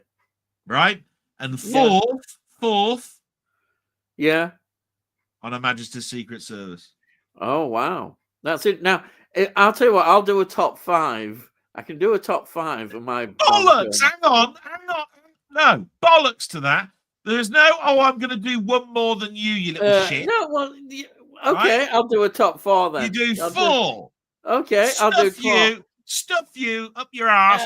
4. I was going to say you do it. I'd have been interested to see what your next Bond film was. It's supposed to be a top 3. It's supposed to be a top 3 with one outside of it's nonsense. I'm letting you have. You could have had 5 and have been interested to see. It's not 5. It's 3 with an outsider. Now he's going into rant mode. Yes. Fine. Yeah. Right. Okay. So, okay, my top 3, and then I'll say the 4th one is You Only Live Twice. I put that as my favorite for all those reasons that I've said. Being the first, but it's not just the first, it's iconic Bond. It has everything I love. And then number 2 is On Her Majesty's Secret Service. And Goldfinger is number 3. So that's my top 3. And then outside that, I would put next The Spy Who Loved Me. So there you are. Roger Moore is just a weak outsider to you. Yes, he's not in the top 3. No, definitely not. I mean, you've even got. I'm judging on You've films. even got a Bond who only played it once in your top 3. And yeah, Roger Moore has done about 5 or so, 6 Bonds. No, I've got isn't even in the running. Yeah, On Her Majesty's Secret Service is a brilliant film. I'm judging on film and the performance, everything Yeah. about it, So in even other down words, to music. it's not about who played Bond. It's the film you're It's talking just about. such a great film. I have to put it there. And You Only Live Twice, I put as my number one for all those reasons. It's got, obviously it has got a sentimental side to it, being the first Bond film that I saw. But to me, it's archetypal James Bond. It's got all those ingredients that made me fall in love with these set of films, and that is why I put that first. And I say The Spy Who Loved Me is Roger Moore's great performance, but it's number 4 in my thing. Yeah, because It's a what you're great actually film. saying what you're actually saying there is not about who played Bond in the films. Yeah, It's the film. So it just happened to be that the fourth film that of yeah. quality to you Well, is the well, one yeah, that Roger Moore's in the fourth one. The yeah. others have got, you know, But I Connery and still love all these films. It's because if you have to put them in an order, that's your order. It doesn't mean that I don't think any less of any of these films. You know, The Spy Who Loved Me is a fantastic, and it is a great James Bond film. well, It really is. There's no I am denying interested. that. I am interested when the comments do come up when you're going to go past them in a bit. Yeah, What other people's top 3 and all of yeah, that sort of stuff is. I think I don't like to get into the conversations, and I'm not going to get into it tonight. Which one is the favorite Bond? Is it Connery? Is it Moore? yeah, Because at the end of the day, I've had a deeper appreciation of them all, and yeah, I've always turned around and said Bond is one of those ones that usually turns out to be the one that you grew up with, which is yes. the wrong way to look at it. But Bond is a it's how it yeah, is. I think you after you have an emotional attachment to what brought you there and why you fell yeah, in love with something. It's yeah, true. You always think of the first thing. It's like your first love. You never forget the first person that you ever loved. And it's same with films. The first film that you fell in love with of that is what is there at the top. yeah, Um, and that closet. I mean, for me, Moore and Connery are James Bond, you know, and it's difficult. I count them both. You know, it's obvious I would possibly just choose Connery, but not really. It's only because he was the first one that I saw and loved. But to me, they're both archetypal James Bond, and I love them both. I think they're yeah. great, absolutely. So but as I say, that is me as my age. Or younger people are going to see it differently because of when they Yeah. joined James Bond. And I say that's why for me it's interesting that Timothy Dalton does have a lot of people who really like him as a Bond because he was probably their Bond, you know. Yeah. And they joined him. Apparently, and I Yeah, didn't know this. Somebody actually mentioned it at work when I was telling them I was going to do something about Bond tonight. yeah. They said, "Did you know?" They said that there was a set of books that was written from Moneypenny's point of view. Oh, really? That's I went, interesting. "Wow, I didn't know that." Yeah. I bet Amazon might be thinking, oh, Yeah, you can Amazon. imagine. You can imagine, can't you? Yeah, Amazon thinking, hey, we could get, some good actress But playing Moneypenny. I wonder what people's most obscure thing about Bond is. I think mine is when I was growing up a little bit later on. I didn't know there was a James Bond Junior cartoon. I didn't know that. All right. I knew that there were comic books. I knew there were books. I knew there were films. I knew there had been comedy skits about it. All that sort of stuff. Didn't know that there was something about his nephew, James Bond Jr. Yeah. That might stand out as probably my most obscure thing that I know of on Bond. Yeah. I don't know. There's probably other stuff. I'll let other people think about whether they've got an obscure one. Yeah. I'm just gonna go and just gonna check my mum. You carry on Okay, talking. I'll go through the comments. Right. Yeah, Okay. go. Yeah. I'll literally, because I've only just got to check to see if my mum's still asleep and not fell out of bed. I'll only be about 5 minutes. Okay. Right. Right. So we'll carry on now. Then we have got Tony saying Sai laughing there. And Sai says, who was the first person to portray Bond? Bob Holness. I'll have a S for shock, please, Bob. I wonder if Del Boy knows that one. I don't know. That is interesting. I don't know. I don't know. Tony says Bob Holness didn't even know he acted. Here we are. Well, that's why I don't know. It was in a radio play. Brilliant. Yeah. Wow. And Tony says he never knew that. It was an actual question on the Gold Run section of Blockbusters. Wow. What can you say about that? That's a great connection. Great story. Used to be an avid viewer of Blockbusters. Yeah. Wow. Yeah. I had the Lotus that turns into a sub. It had buttons to get the wings. Oh, great toys, weren't there? I had the Aston Martin from Goldfinger. It had an ejector seat for a little figure that popped out and a bullet shield at the back. It did. It was fantastic. I loved the ejector seat. It was great. Brilliant. Absolutely, it was.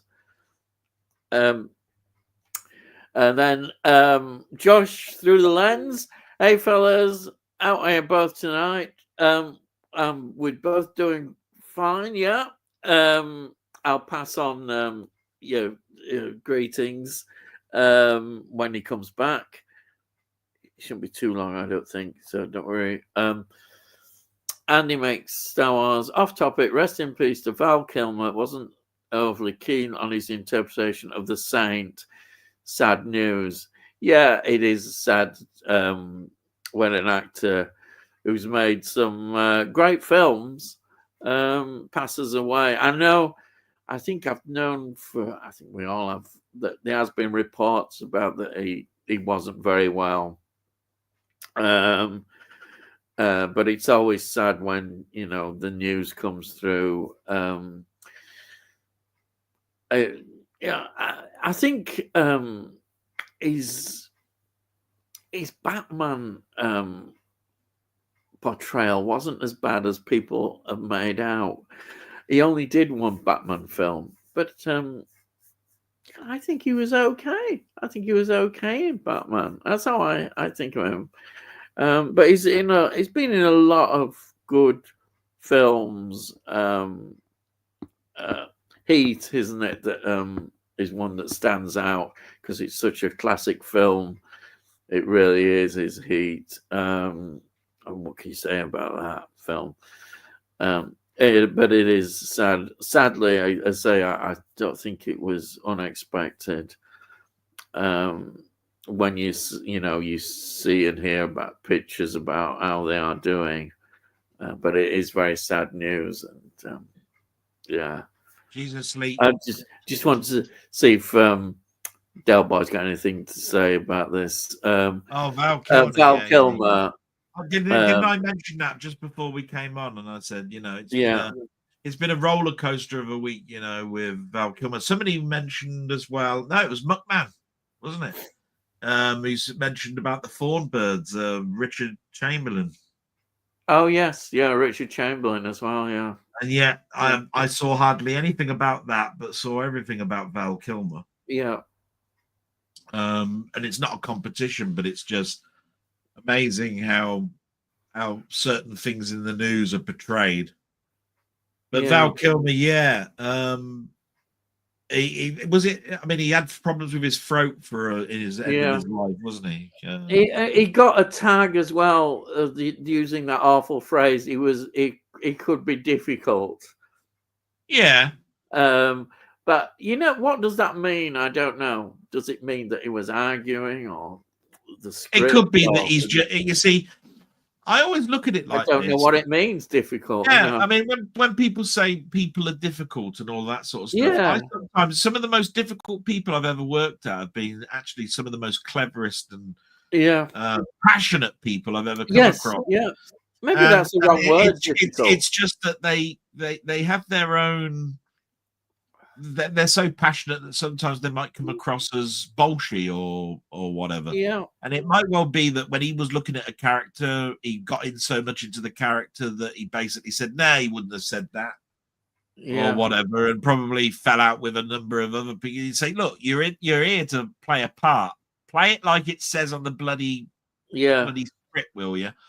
And it could be that, or it could be all sorts. He didn't get on well with co-stars. I don't know. Yeah, but I find some of the most difficult people are some of the most brilliant and passionate people you come across.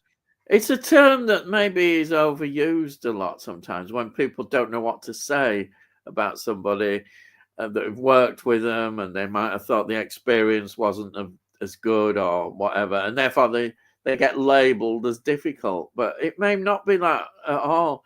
It may have been that like some script writers are very precious, and if he might have said, "Oh, I don't think this character would have said that in the script," they get involved, and someone said, "Well, no, that's the script. You do it as the script." And some script writers will say, "Oh, yeah, that's a good point." So, yeah, it's open to interpretation. Like I say, they say Tom Baker was difficult when he later on, and it's because he thought of himself as that character for so long that basically he said, "Nah, he wouldn't have said that." Yeah, that's right. Yeah. And you got to remember, some of the films that they're sometimes on for 2 months, 3 months, some 6 months, and 12-month projects. And, and some people come in, do their lines, do what they've got to do, and then they go. They don't socialize with anybody else in the cast or anything. And that's Harrison Ford. Yeah, they're just the way they work. That's how they work, I said Harrison Ford under my breath, but again, apparently he's a nice guy and everything. It's just that some people say you want to see him on chat shows. I don't know if that's a persona he puts on. He doesn't like interviews. So. He might not like him. They said in the last Marvel film, he just came in, did the lines, went out. Yeah. And every time that they ask him about it, he said, "Paycheck, paycheck, paycheck." And I'm just going, hey, when I get to that age, I'll be saying the bloody same thing. Yeah. Right. So we've got here Steve Skemming. My favorite Bond actors: Connery, Moore, Brosnan. Bond actors I can't bear to watch: Dalton and Craig. Interesting. Yeah. You see, I don't think there's a Bond that I can't bear to watch, and I totally respect Steve on that. It's just there were ones that I would rather not watch than others. There's ones you choose. You'd rather, the ones that, I don't want to really feel like watching that. I have to admit, it is, with me, it's Daniel Craig. If I turn to watching Bond films, I don't think, I'll watch a Daniel Craig one. I will. He is lower down on the list. You see, when you were mentioning earlier on, it's about the character and all that sort of stuff. Yeah. Right? What I'm trying to get at is I think Casino Royale is a pretty good Bond film. Yeah, I know. Yeah, a lot of people do. Daniel Craig's in that. And if you ask me to sit down and watch one of Daniel Craig's films, I'd probably choose that one. Yeah. And like I say, it's down to I can't say that I'm a big Dalton fan and a big Daniel Craig fan. it's just if it's about the films, there are certain ones I'd watch. Yeah. And I wouldn't say, oh God, I've got to watch that. Yeah. This actually, you've just made me think of a question that I should ask, because obviously the question is coming up, about another Bond, that is going to take over. How do you see this new Bond in terms of what happened with Daniel Craig? Will that ending just be ignored and it'll be like we're back to, they just reset and we're back there how it was? Or will they do something different? Well, this is it. Look, we're in unknown territory, because how many Bond books are there and how many films are there? Bond is dead. So where'd you go? Yeah, exactly. Now, we don't know whether the new executives, that Amazon have bought from MGM, are going to not start from the very beginning again, or whether they're going to write that Bond didn't die and continue it. Yeah. You don't know. I think, I mean, some people think it's a good ending. Yes. So you think they could? He's found out about his possible daughter and all of this sort of stuff. Not to give it all away, but what we're trying to say is that's probably as good an end you'd have. Do you think then they could otherwise use that word reinvent him? Do you think they could reinvent James Bond? Do you think that's what they might do? I turned around to you and I said, wouldn't it be really good if Amazon actually did a series of Bonds, like a mini-series type thing, where they actually did it closer to the books? Yes. Yeah.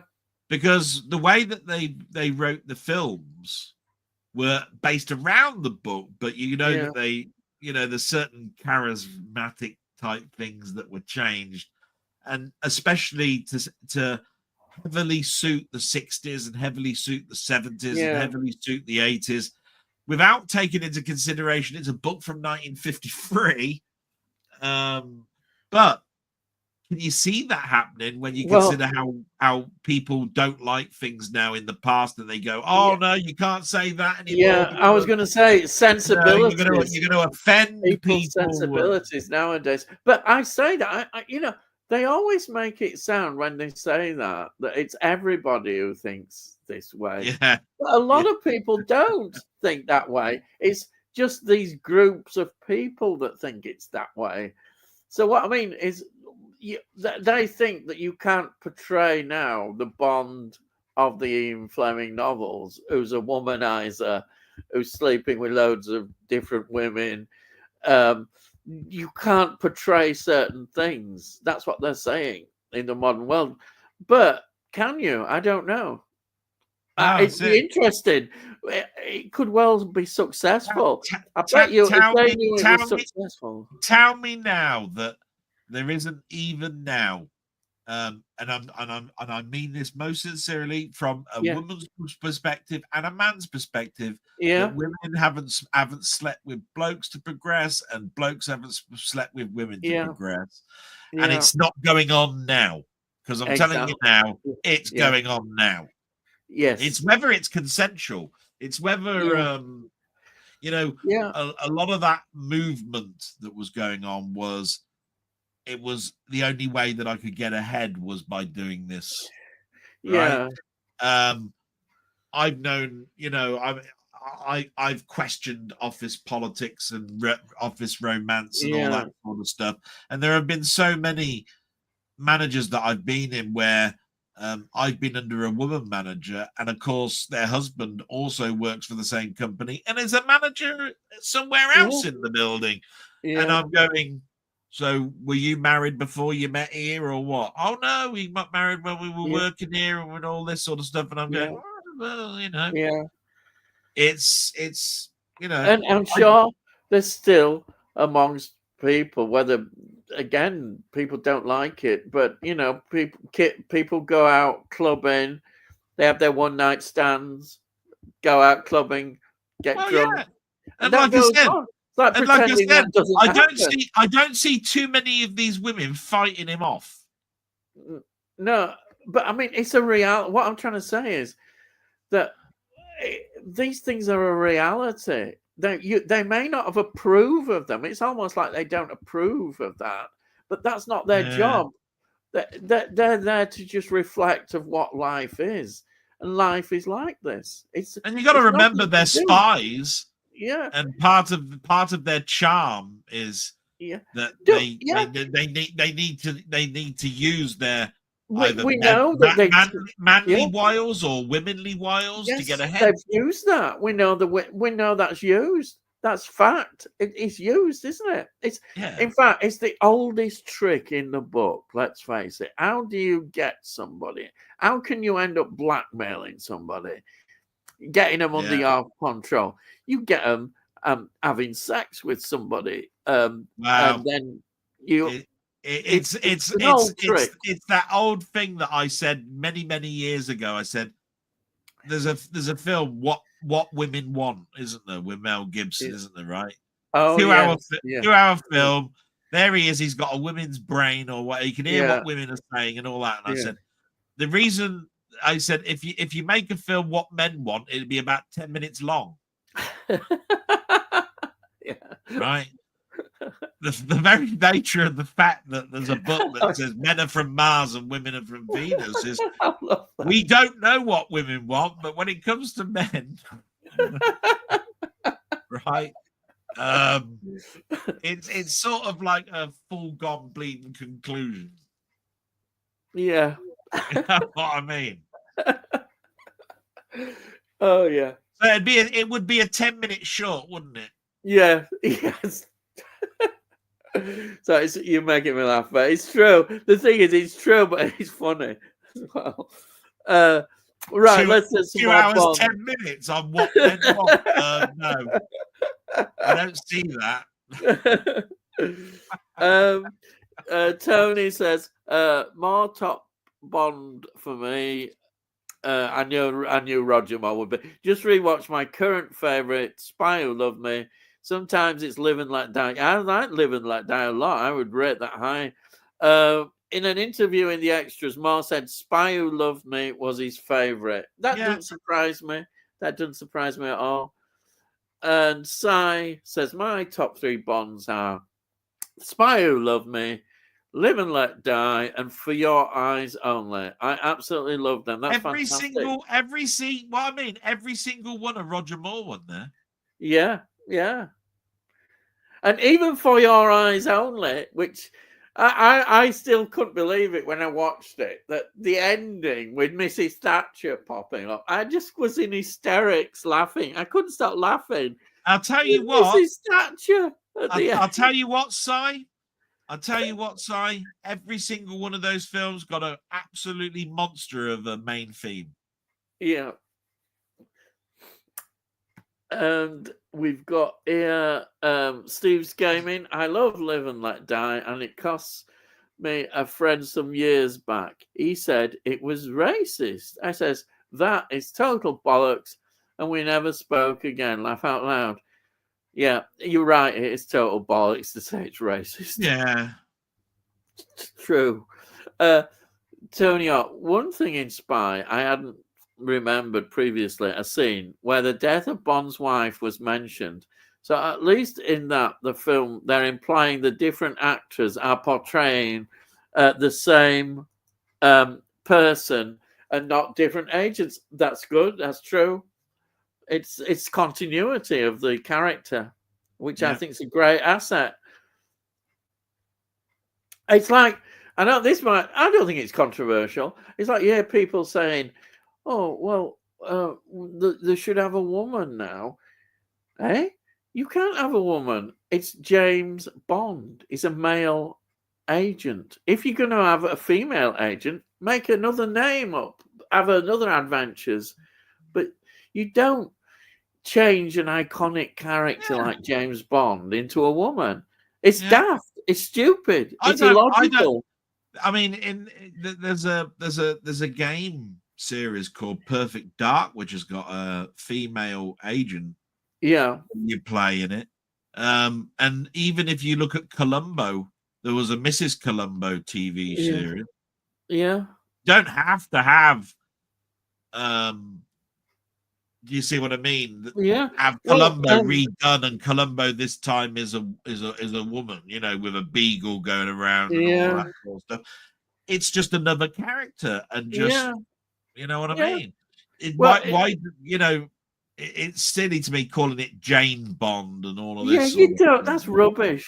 That's rubbish, isn't it? I mean, why would you do that? You know, I mean, look at The Spy Who Loved Me. It's got female agents in that. Yeah. Barbara Bach, who's I think Barbara Bach is perhaps one of the most beautiful Bond women there's been. Those eyes of hers, and she's just fantastic. And of course, Brett Eklund as well as Goodnight.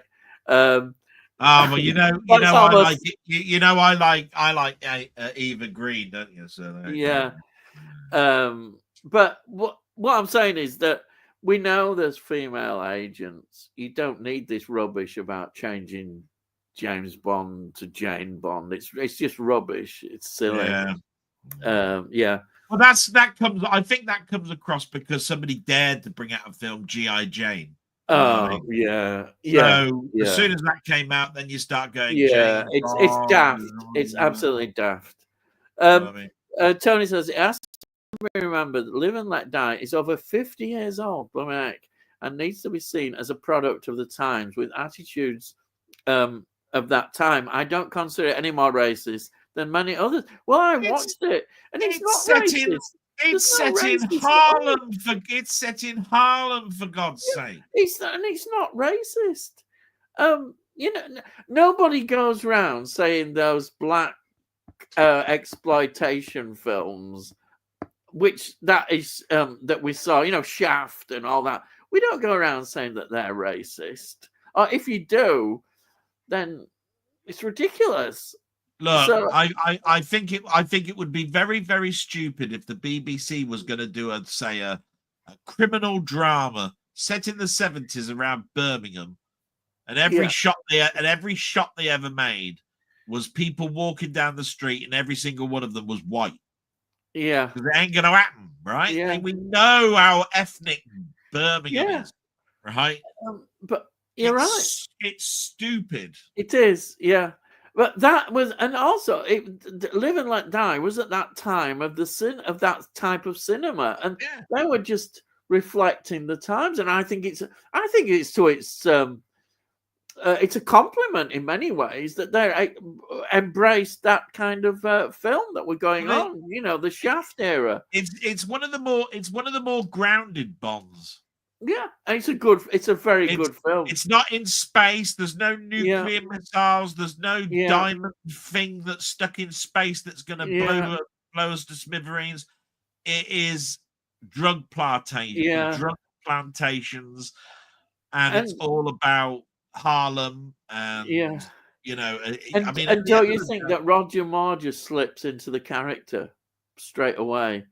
There's no messing with him. I think that's because people loved Roger Moore. They loved him as the Saint, and him doing this role as James Bond was always there. It was almost like he was always going to be James Bond, and it was in a way it was easy, straight transformation. He said, "Oh, there's James Bond. It's Roger Moore." Straight away, I think people just loved him straight away because of why they loved him on the TV. There was no problem at all, and that's why it worked so well. He was a loved actor. He was loved, and that's why he was a perfect choice in a way as James Bond, because they already knew people would love him. They are, you know, it wasn't like getting an unknown actor who you're not sure about. It was the perfect way to make sure that the legacy of James Bond would be secure. That's what I contend. If we hadn't have had Roger Moore, would we be talking about this franchise the same way? I don't know. But I think he totally secured in history It's a great James Bond. And I've gone on too much, but yeah, that's that's what that film's a period. Now here we've got things. Oh God, sorry about this. I didn't see that. It's a blooming idiot. Not bothered. Shit. Not bothered.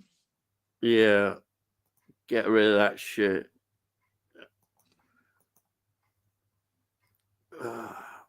Fuck this stupid idiot. I'm sorry about that. The idiot just comes in, thinks they're so clever. They're just stupid people. Bothered. Yeah. Far more things to worry about with my mum. Tony says complete bastards. I don't often swear. Yeah. Non-Bond spy films. Yeah, Michael Caine's Harry Palmer. That's it. The trilogy. Good Cold War ones. Also Richard Burton. Yeah, and the spy came in from the cold. I forgot about that one. That's a very good one. Yeah. Good at that period. Stephen Taylor says, "Good evening, Ian and Dale. Congrats on your 50th. Thank you. Yeah, we're really pleased with how it's going. I was wondering, how can there be any more Bonds as he died at the end of the last one?" Oh yeah, that's a good point. But there's a deal with Amazon Prime, and they're going to want not just showing the old films. They're going to want some new product, aren't they? And I don't know. I told you what I thought about that. Yeah. You know. Yeah. Sorry. What I was going to say is there a thing that they've got to release? If they do a Bond film, it's got to get a cinema release. Is that in the thing? It's not just. No, this is what I'm saying. Amazon have basically bought the rights from MGM. They've actually bought the whole curation, the curatory history of it. They can now go in whatever direction that they want, and they've even written out the two last executives of that estate. And the only thing that they're legally obliged to do is give them some monetary dividend for the next couple of years. That's it. Yeah. So they can go where they want. Yeah. And I explained, I think the way that they'll go is they'll bring out the 4Ks and get as much money as they can out of the old stock. And then they'll decide what they're going to do, whether they're going to go back to the beginning, whether they're going to continue from the last point, etc., etc. Yeah. So, you know what I mean? So, you know, I mean, Matt's just turned around and said, no, Amazon bought the rights from Eon Pictures, not MGM. No, but what I'm trying to say is that it is Eon Pictures, but MGM were the distributors. And at the end of the day, they're all sort of like linked. Yeah. All I'm getting at is that Amazon now are the executors. Right. Yeah. Yeah. They'll do what they want with it. Yeah. And like I said, the Broccolis and all of that, all of the previous anything to do with anything to do with Bond up until 2024, all bought. It's all been bought. The whole thing. You do what you want with it, they've said. Yeah. You know what I mean? Yeah. So. And size. Yeah, I write, what? Bond is dead? Shock horror. Best spy film, I have to put my vote in for North by Northwest, another Hitchcock film, interestingly. I must admit, I didn't think of it along those lines. Yeah. Oh, yeah, this one's, I remember this one. Tony says Danger Man is a very entertaining TV spy series. Patrick McGowan does a great job. Yeah, fantastic of that period in time. Brilliant. Love it. And of course, he went on, as everyone knows, to The Prisoner, which was such a brilliant series. Yeah. Out of the current crop of acting talent, who would be your choice for the next Bond? I'd go with Harris Dickinson, the actor who has just been cast as John Lennon in the Beatles biopics. Oh, I don't know, Harris. You know what? It must be one of the hardest things in the world is to think, where are you going to go with with casting a new Bond? Because it all depends on a number of things. Like, are you going to what is your characteristic traits of what makes Bond Bond? Are you going to make him how Bond would be now, and that means he doesn't have to be a muscle-bound, bloody, broad-shouldered, blue-eyed, whatever it is? Do you see what I mean? Are you know, because anybody can be a secret agent. In fact, secret agents are supposed to blend in the background. You know, so you don't want to stand out. So do you want him to be the most handsome bastard in the world? Yes. Right. So you know what I mean? So it's just that's what Hollywood do, don't they? They want to bring in something that the women will like, the blokes will like, you know, and all of this sort of stuff. It's like mentorism. Yeah. I couldn't answer that, Si. I think that's a fantastic question to ask. And do you know what? I'm so glad that I don't have to make that decision. Yeah. I am. Because the one thing is, somebody's going to come out and say and announce it, right? I pity the poor sod that has to do it, because when they come out, they'll say, I'm glad it's not me that they're going to aim at and say, right, that bastard's got the role. Yeah. Because I tell you what, I want to be. A question: do you think you should have a younger actor or one that's a bit older? It depends. You see, it's back to that adage again. You know, I could go back to Spider-Man, couldn't I? Spider-Man was a teenager. How long do you keep him a teenager? Yes, yeah. And if you are, that means you've got to make him even younger looking so that he can stay in that role for as long as you possibly can. Otherwise, you've got to recast. Yeah. And this is where, you know, we're so fortunate, actually. You know, I mean, Daniel Craig, he's only done, 4 or 5 films? Yeah. He was in it for how many years? Yeah. Like 10 years, is it? Yes, yeah. Roger Moore's 12. Sean Connery is Connery is 63 to 71. Yeah, actually, Daniel Craig is 2006 to 2021. See what I mean? That's quite a long period, isn't it? Well, it is when you consider Roger Moore's 12 years and Sean Connery is like 8 or 9. Yeah. So you know what I mean? you have to look at these things and go. Yeah. But I suspect that Amazon will want to do them a bit more frequently, won't they? I don't think there'll be as long gaps, will there? I think they'll want to churn a few out. So the age will be interesting what they choose. Yeah, I think they'll choose somebody not perhaps late 20s. I think it'd be youngish. Yeah. Really old. I think it'd be late 20s, early. I mean, you could turn around and say that we've learned an awful lot since The Kingsman, really. Oh yes, that was a spy thing, wasn't it? Yeah. That only got 2 films, didn't it? Yeah, but they were all right. Yeah, I've not seen them. I've heard of it. I've never seen them.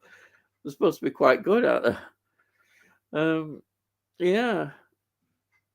That's interesting. Anyway, well, we'll get some more comments. The humor, this is Tony. The humor Moore brought to it is what I enjoy most about his portrayal. I think that's what a lot of people want him. That's because I posed that question, didn't I? Say which film do you think really where the comedy is over the top?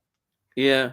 I wasn't trying to say that there is a film that's where the comedy is over the top. It's in the perception of what people think is a Bond film, because Yes. they Yeah. do look at Sean Connery's role as being the more gritty of the two, Yeah. and that more brought in a lot more comedy into it. Yeah. My personal point of view is that I have the greatest joy in the world, Tony York, when I get my little corgi Aston Martin car out, right? And I put my little face of you on the little ejector guy, right? Here we go. And It's I press the happened. Here button, we go. and you're ejected out of the car, and you go flying across my room. It's great, you know what I mean?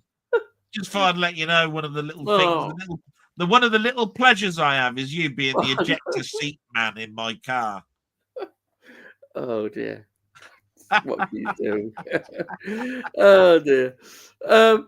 Another thing they mentioned in the extras of Spy Rosemary is that the film had nothing to do with Flanagan's novel except the title.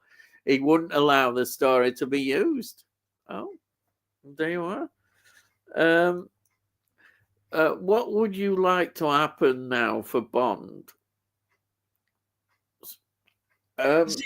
See, these are all absolutely fantastic questions and open to interpretation. What would you like to happen now for Bond? You see, if you've got to have an answer of, do you think they're going to continue, or do you think they're going to go? I've already said I'd like them to probably go tread carefully a little bit here and do the books, do miniseries based on as close to the books as possible. Right? Yeah. You wouldn't go wrong with that because you're still paying for a streaming service. You see what I mean? So you're not spending money on putting it out in the cinema and going down a direction that would be totally wrong. Because what I don't think has happened is that they've written Bond for the cinema, which has worked amazingly well, which is why we're doing a special on it. Yeah. Right. It was written for the time period, and it continued through the decades, and it's beloved. Yeah. Right? It's a beloved series. It's an IP character. It's become iconic. It's an iconic character now, James Bond, and that's all because of the films. If it was just the books, it wouldn't be the same. Yeah, you've got to have the films. It's like Sherlock Holmes became more iconic because of the films. So I was getting at is the more that you do something along those lines, the more you might find we don't need to continue. We found our ending with Daniel Craig and leave it there, because you can still go in those other directions. Do you know what I mean? If you're going to now have someone turn around and say the decision is now, we're going to continue and we're now looking for another Bond, I really don't know where you go. You got to have a fantastic script. You've got to have a fantastic, concept of a film to continue that. I mean, I've heard people say, and I don't think it will happen, because I don't think they would do that, is that say, oh, well, why don't we get Bond in the 1960s and do a 60s version of James Bond? It wouldn't happen. I could never see them doing that. It's a good idea, but what you mean like Austin Powers? But I think trying to do it, I think when they've said that, I think what they mean is that they want like Connery kind of Bond back when they say that. But to be honest, I couldn't see anybody doing that. It's an interesting idea. They'd change it anyway. In other words, do a Bond like a period film. You wouldn't. They wouldn't do it. The thing is that they'd still rewrite it. Yeah. They'd still make it so that you can't mention racism. Yeah, exactly. Yeah, so that's exactly it. They wouldn't, and it wouldn't be genuine. They wouldn't be able to get that feel of the 60s. What? Show police corruption? Oh no, we can't do that. Yeah. Oh yeah. Yes, you can. I mean, I'll tell you a good film that recreates the past really well. His Last Night in Soho, isn't it? Yeah. That recreates it brilliantly. But somehow I couldn't see him doing that with a Bond film, capturing it in the same way. I don't think they could do it. Really. Yeah. It just, they don't need to do it though. Why? They don't need to go down that path.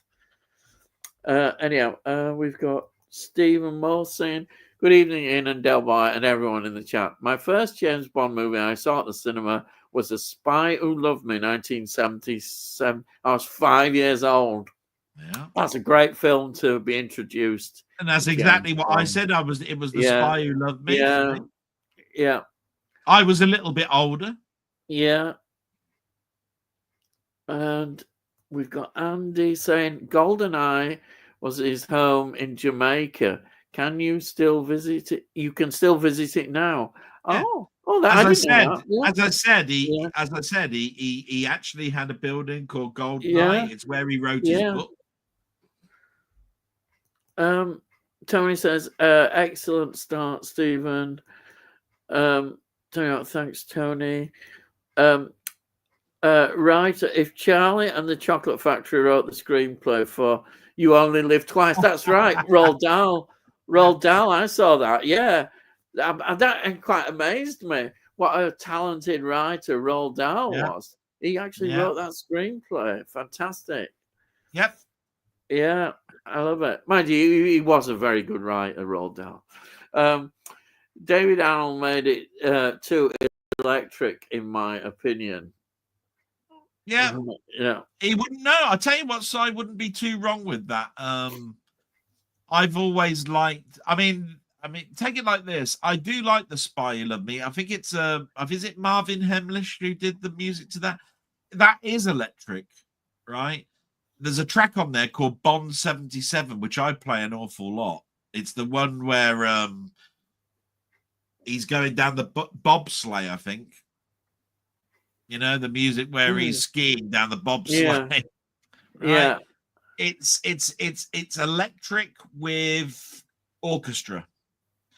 And I think David Arnold tried to recreate that at the early stages of his coming in.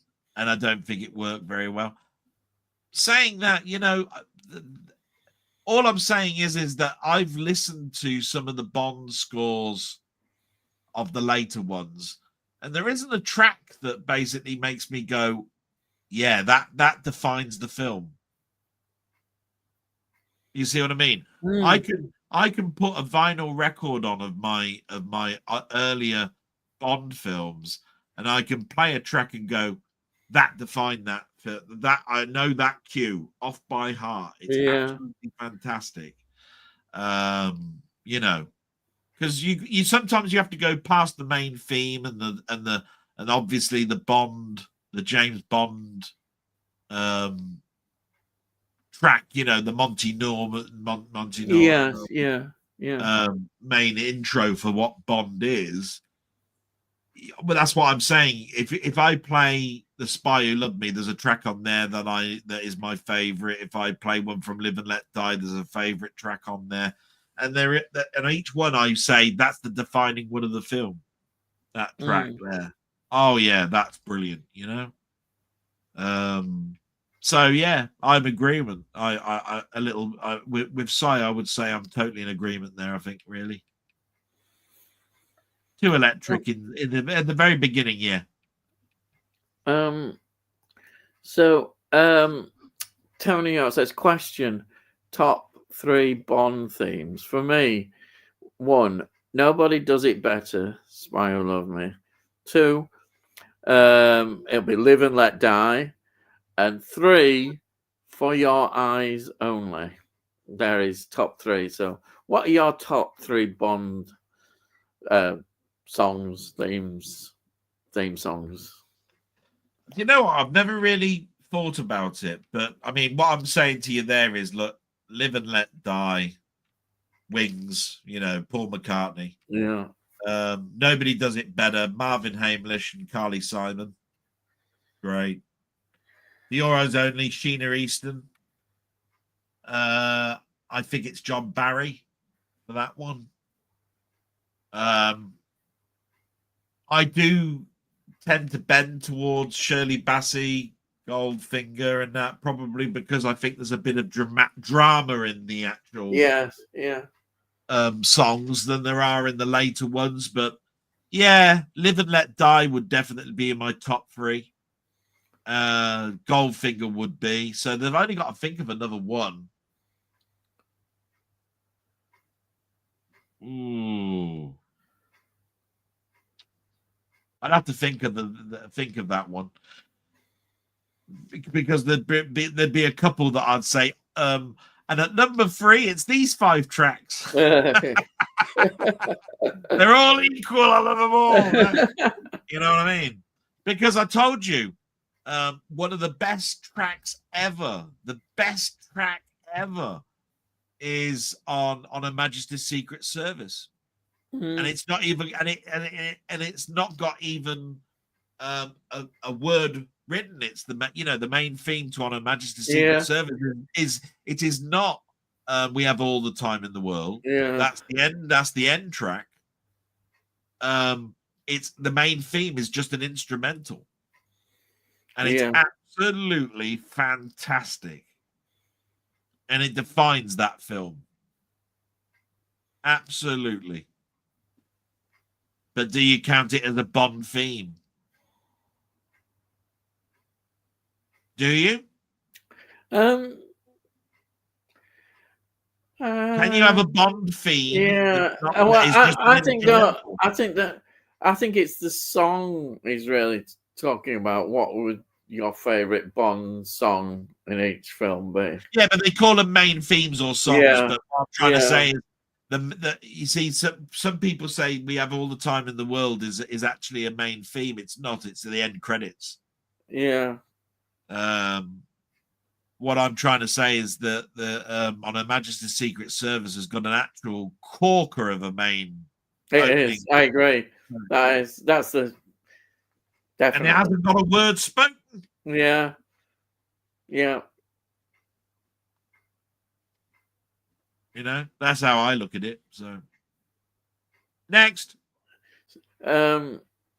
Top 3. Wow, it's got to be Sam Smith. Got to be Sam Smith, in it. No, shooting. Shoot you. Shoot the bugger. Let's see. Yeah, I think I like Goldfinger. It's just so wonderful. There's so much drama, isn't there? There's so much drama. I put Goldfinger Forever, even Moonraker. There's just so much drama in that. And do you know what? I do like Nobody Does It Better by Carly Simon, mate. I think that's a great one.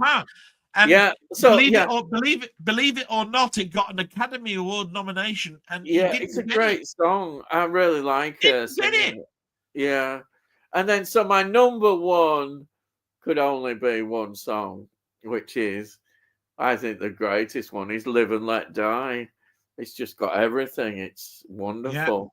And absolutely wonderful. I remember when I first heard it. Linda McCartney Linda McCartney doesn't get enough credit in that. She did she did an awful lot to the percussion section of that track. Yeah, mind you can say that with Wings. As a group, she doesn't get as much credit as she should do, and she was a major part of the group, definitely. I'll tell you what, you go and listen. You go and do a Google search for Bond 77. Play that and tell me that doesn't make you just think of Bond. Yeah, amazing. Yeah, I still think it's that's Live and Let Die is just full of drama. That theme tune, it's just wonderful. That's why it just stands out. But then it I don't know. That's why it's my number 1. But I love Shirley Bassey's voice. Shirley Bassey. That's why Goldfinger just does it. I nearly said at number 4. I would have put Diamonds Are Forever. I think. But it's weird though that if you listen to the words to "Live and Let Die," they don't really make much sense. no, but yeah, You listen to "Nobody Does It Better." You know that they're talking about like Bond or a lover yeah, or something, and yeah, Your Eyes Only, yeah, and all of yeah, those. You listen to "Live and Let Die," and even when it's got the little jovial bit, what does it matter to you if you've got a job to do? You got to do it well. yeah. You got to give the other guy a hand. I know. When has Yeah, Bond ever given a yeah. guy a hand or anything? What's all this nonsense, right?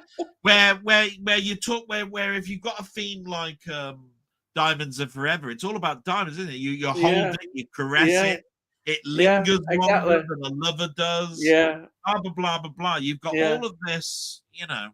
yeah, It's weird, Live and Let Die, but yeah. It is, it's still up there as a major yeah, track. it works. It just works well. It's some. I remember when I first heard it, I thought straight away. First listen, I thought, wow, that is a great song. And I think what it is, it's the drama. It's somehow able to lift and then go down the drama. I think that's what brings it out, the drama. And that's what I love about it. Fantastic. But Shirley Bassey, I just love the way I like her voice. I just think her voice is great. It just suits the songs for the Bond films. It's just something about it. She's great. Anyhow, right. Oh yeah, of course. I'm a sucker for the Man with the Golden Gun, Tony. Yeah. Hey, you don't want to say Then, that too much. If you ever heard the lyrics to "The Man with the Golden Gun," you wouldn't say "sucker," because I tell you now, the words, the amount of times people have said that the words to "The Man with the Golden Gun" with Lulu is so yeah. provocative. They weren't even going to have it at one point. Oh They said, yes, yeah, my God, yeah. It was right? considered a bit risky. Risque. Yeah, that's it. And Risky. this is what 1975 Yeah, or 4 yeah, or 5 or yeah. something. Yeah, it's this. It's after Live and Let Die. It's the second Bond film, isn't it? Yeah. Yeah, Second Roger Moore. yeah. Yeah. It's a Roger Moore, second Roger Moore's Bond film. Yeah, yeah. It was risky. Yeah, and yet it's interesting because I've watched that film again, and I really didn't rate it as much when I first watched it. I was kind of disappointed in it because I love Christopher Lee. I think Christopher Lee is such a great actor. But I watched it again and it's improved a little bit, but it's still not as good as it should be. And Living Like Man with the Golden Gun. Yeah. I don't know whether the story is just not quite good enough. I don't know. It just didn't work as well, which is a bit sad because I love Christopher Lee, Yeah. I'll tell you what, The Man with the Golden Gun, Lulu doesn't get enough credit for that. I'll tell you what, what a belting voice she's got. Yeah. I mean, that whole I tell you, I don't know what it is. Maybe it's those wailing guitars that are in it, Yeah. He's gonna powerful well. Yeah. I mean, it's a really good. It really is a good track. Yeah. But most people don't talk about it. Yeah. But as a film, I just think it promises more than it. Well, all that third nipple crap and shit, Yeah, and there's no proper. Well, it's just that It's what I'm saying is you could have done more for Christopher Lee. I think. Yeah, it's a shame. Scaramanga is such a great character. Yeah, exactly. There's a lot there, and that little dwarf character. Nah, I didn't like him much. He got on my nerves. Because he was in that TV series as well, and I didn't have time for him. He kind of put me off the film a bit. Loon Let Die saying, right. Stephen Taylor says, in this modern world, having Bond girls is seen as being very sexist. Do you think it's a shame we don't have them anymore? spot on. I do. I think it is a shame. I think they're part of the Bond image. I know it's not popular to say, but they were part of the glamour. I know again that the word glamour is probably not very thing to say, but it's true. That's what Bond's about. It's about there in the casinos and with the beautiful women, and that's it. It's part of it. It really is. But nowadays, that's how it is. Yeah, I think it's a shame, really, that they've gone like that. I think the Daniel Craig era proved that. Really, it lost a lot with that. And then brace up. Skyfall was the end. I think that was the last film. Steve Mills, I think what we would do now is just use 007 and not James Bond. That way the character could be either a man or a woman, just playing a spy, while the character James Bond was filled off. That happened in the last film, though. Yeah. At the end of the day, James Bond is no more. And they said, what, do you think that you were so egotistical that the moniker 007 was going to be used by somebody else? That was already in that film, the last film. Yeah. But it was a girl that played it. Yeah. But we're talking about somebody called James Bond, and whatever way you look at it, we do say 007 James Bond, but it's James Bond. That is the character. I don't know how you get around it. You can't change that as the iconic like character. I said, I think he's done it there. Look, I think what they should do now is just use 007 and not James Bond, because 007 in the last film was a totally different character. Yeah. It was a girl, and it was a lady. So that's the way they could get around modern audience. It depends it depends on the name. Do they want to use the name James Bond? I'll tell you what, that's a bloody big amount of money that they've paid out for the Bond license to just call it 007, because you could have probably got away with not paying a penny for that. Yeah. Maybe they think, I don't know what they're thinking, really. I'd be interested to know, what we're hearing.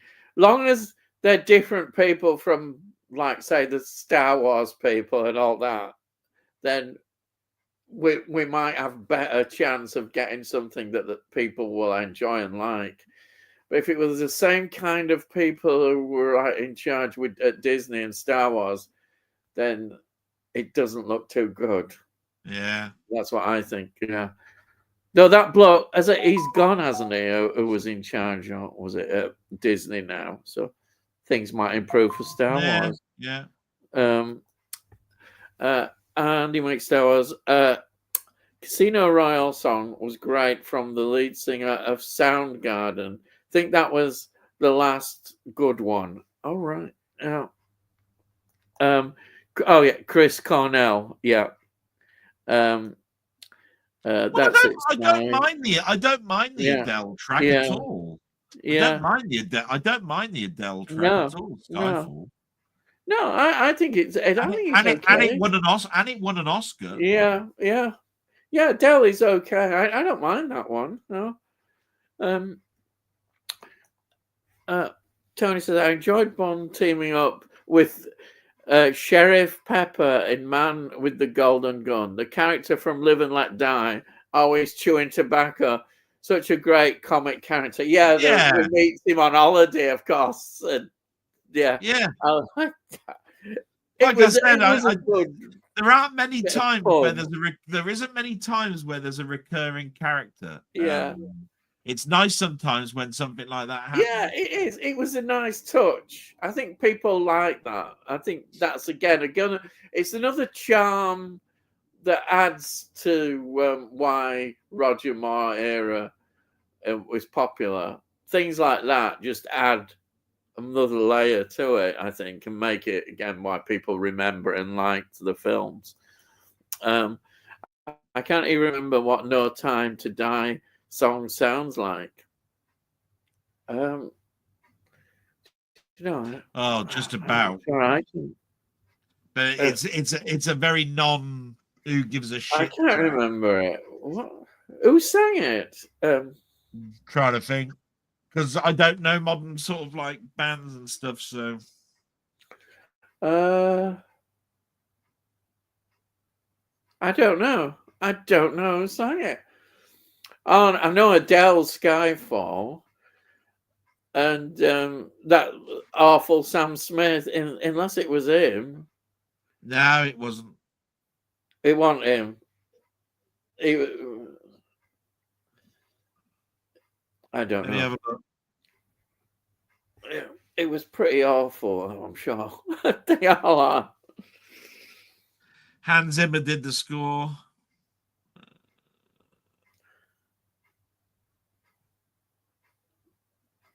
Trying to look.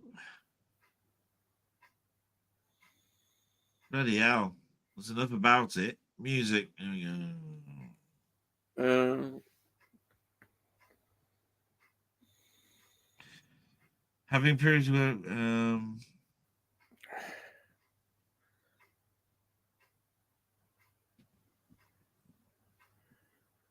all right, Billie Eilish. Oh yeah. Yeah, I'm not a fan of hers, but yeah, that's right, because they actually brought out her singing the track, and then COVID happened. You have to wait about 2 years. Yeah, you're right. Yeah, that's right. I do remember the history of it now. Yeah, to be honest. Yeah. Not keen really. Anyhow, Simos, I actually watched James Bond at the cinema, from The Spy Who Loved Me right up to Goldeneye. After that, I watched the rest on Blu-ray. I didn't see the Sean Connery and George Lazenby ones until they were repeated on TV. Yeah. I think it's one of those things that, but for certain people, including me, Christmas was a Bond film for Boxing Day, wasn't it? Yeah, it was. I remember when they turned around and said, and the next Roger Moore film on Boxing Day was going to be this, and it was, and yet it was still like 5 or 6 or 7 years back or something from when it was at the cinema or something, right? Yeah, you had to wait 5 or 6 years. Yeah, well, in those days you did. There were a lot. So there we were in the 80s or something, and we were watching a 1975 film and thinking it was like a big spectacle. And you're going, what was it? Was it really? Yeah. You know what I mean? I think they must have changed the policy, but there was a massive gap between cinema release and getting on the TV. Oh, there was massive. There was a contractual thing written where you couldn't. Yeah. It changed when Sky came about. Ah, yeah. Because they had a dedicated movie channel.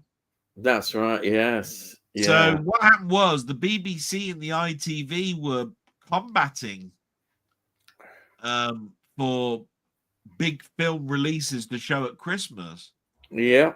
And this was all around the time that video recorders were still quite new to us in our homes. Yeah. And even the law was still playing catch up on whether you recorded something off a telly, whether it was illegal. Because there was somebody who said to me in the playground, you can only keep that for 30 days. And I said, I heard things like that. Says who? Yeah. Somebody going to come around my house and say you've had that for 90 days and you're nicked or something, right? But it's just that what you could do is that you could record off the telly and then you actually take it into a video store, and people would do copies. Yeah, you know what I mean? Yeah, because there was copy protection was something again that came along a little bit later on. It's what they call macro protection. Yeah, macro protection. And that's because of the way that the signal pulsated at the top and bottom end of the tape. But yeah, I mean, I remember the big fight between who got the Sound of Music, and you're going, the Sound of Music. Yeah. Who gives a shit? Right? And then because they'd spent so much money on it, it was like every bloody Christmas it's on now, right? For about 10 years. Yeah. Because they'd paid something like 6 million or something of BBC money to actually get the film. And it was, and it's why I always considered ITV to be the place for Bond, because it was always ITV that won the battle for buying the next Bond film. Yeah, BBC didn't have enough money. They wouldn't have had enough money. I think the last big fight was E.T., if I remember rightly, when E.T. was up for it. It was like, wow. But like I say, as soon as video recorders, suddenly you could record it off of the telly. Yeah. As soon as the sell-through market came out, basically the writing was on the wall in regards to Sky, and then all of a sudden we're now only it literally is 3 months from being at the cinema to being on a bloody disc. Yeah, it is. And then it's only 6 months. Well, in fact, actually, it's the same day if it's a co-collaboration, or 3 to 6 months before it's on Sky. Yeah. The whole thing's changed since streaming's come along. The whole aspect of it's changed. Totally. Yeah. All right. Andy says, Sam Smith's Spectre song makes your ears bleed. Yes, it does. Yeah. It's interesting that it's Spectre as well, which is incredibly dull film. Very dull. They're repeated on TV. Sam Smith's dressed smart for the video to the song, but his dress sense now is just ridiculous. Yes, we'll talk about him again. What's your least favorite Bond film? For me, it has to be Quantum of Solace, a pile of shite. Oh, crikey. I must admit, I'm not a big fan of Quantum of Solace.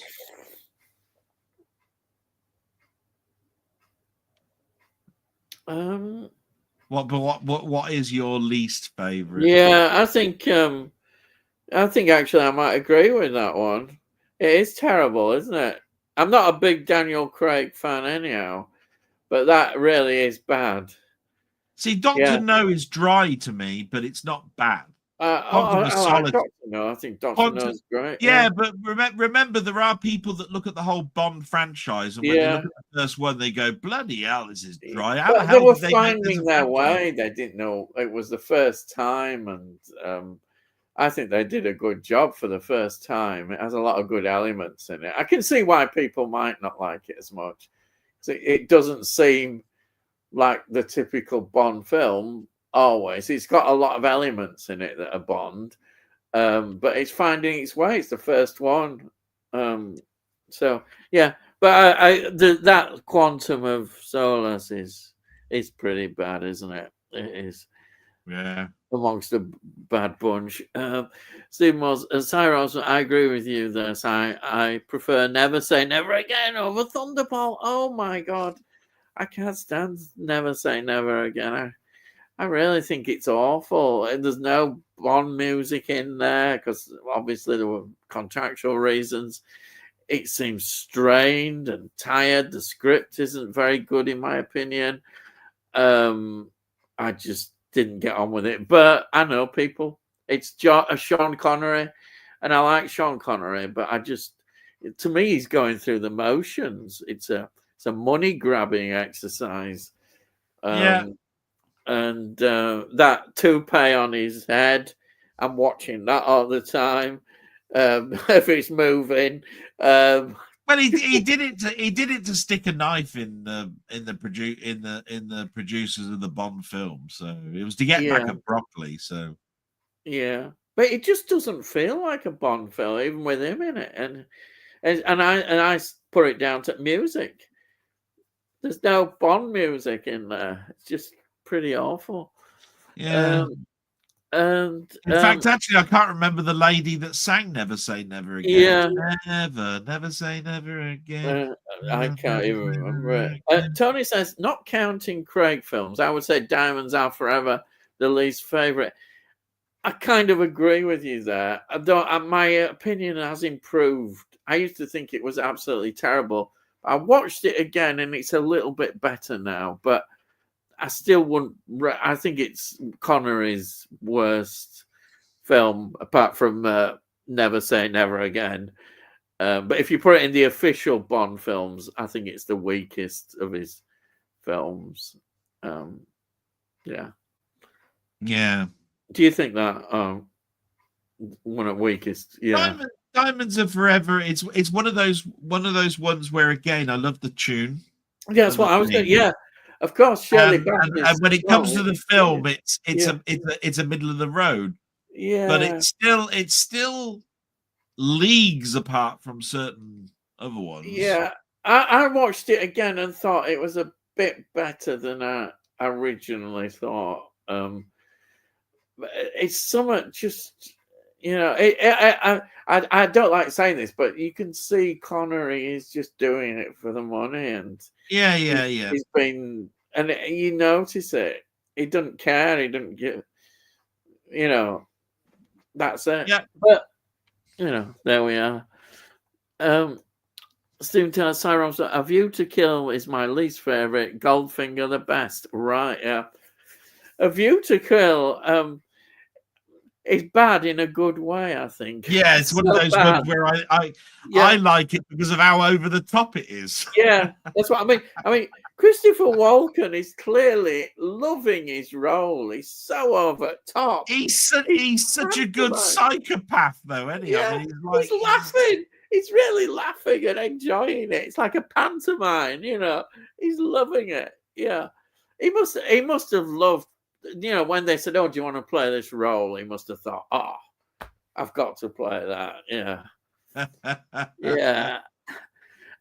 Grace Jones, I don't know what to think about her. She's kind of a bit weird. Honestly, I don't like to make fun of anything, but it must be like making love to an ironing board. It really was. Yeah, there's something.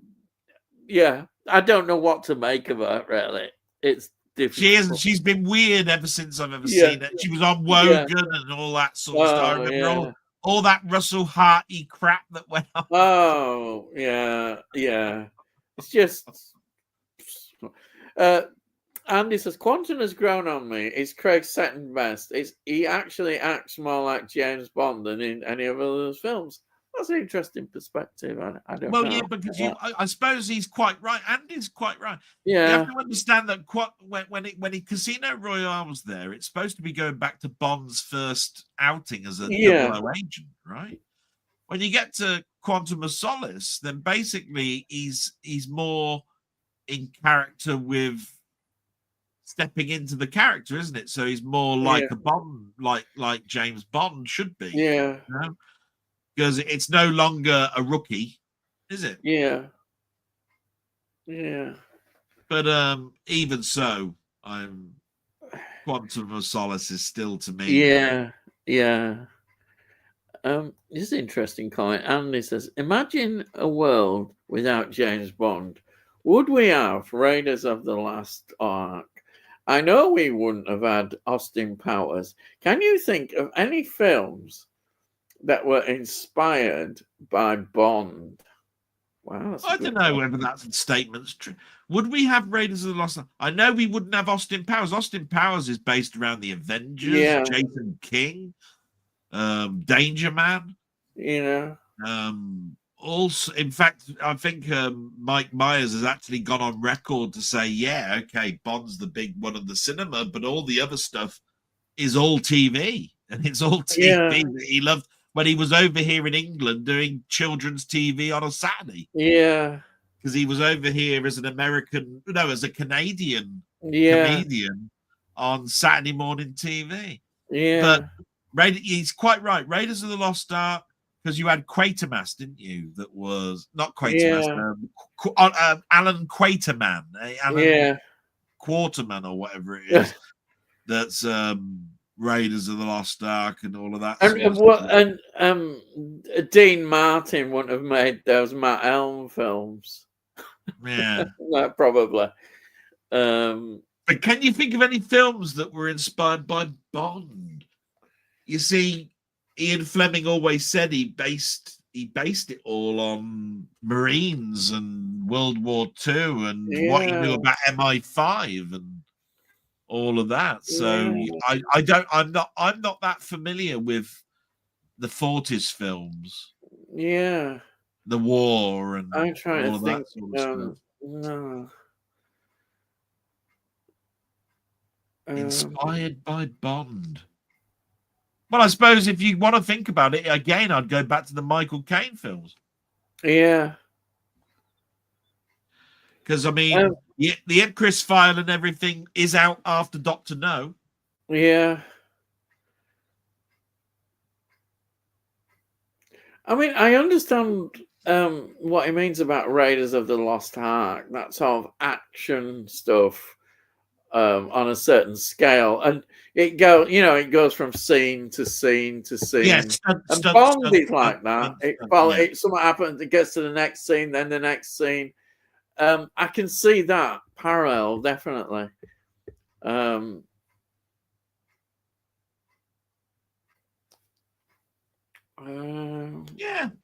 Yeah. I can't think. Like I said, everybody's got an opinion, and like I said, I always looked at Indiana Jones as being like those pulp films of the 30s. Yeah, I see that. I can see both. But it is stunt, stunt, like you say. Yeah, and that's what James Bond was. It was stunt. That's what I mean. It's one scene after it goes into another, and it's got the film is just a continuous flow, isn't it? Really, it hardly ever slows down. It doesn't. It might slow down for a minute or two if he's in bed with a woman, and then he carries on after that. And even when he's in bed, sometimes with a woman, something happens. So there's action all the way. It's always there. Right. Stephen Moss. I love the music for Spy Who Loved Me, especially when he gets chased by the guy on the motorbike and sidecar. The music for that scene is great. I think that is Bond 77. I think that is. And Tony says Kingsman series are Bond-like. Yeah. Seymour's Andy makes Star Wars in like Flint and Our Man Flint. Oh yeah, that's James Coburn, isn't it? Yeah, remember I mentioned those two, didn't I? I said him. Like, that's it. Yeah. The thing I remember about those films, and every time somebody mentions it, or even if I mention it myself, I can't get the bloody tune of the phone out of my head. You know that bloody thing. It'll be in my head now all night. Tony York, totally agree. Diamonds is bad and almost partial. Sean Connery slept his way through it and used all his earnings to set up the Scottish National Party. I know he donated a lot of money to them. That's probably there's probably got a lot of truth in that. I know he did. He's a big supporter. That's the line. That's the line of the night, I think. So yeah.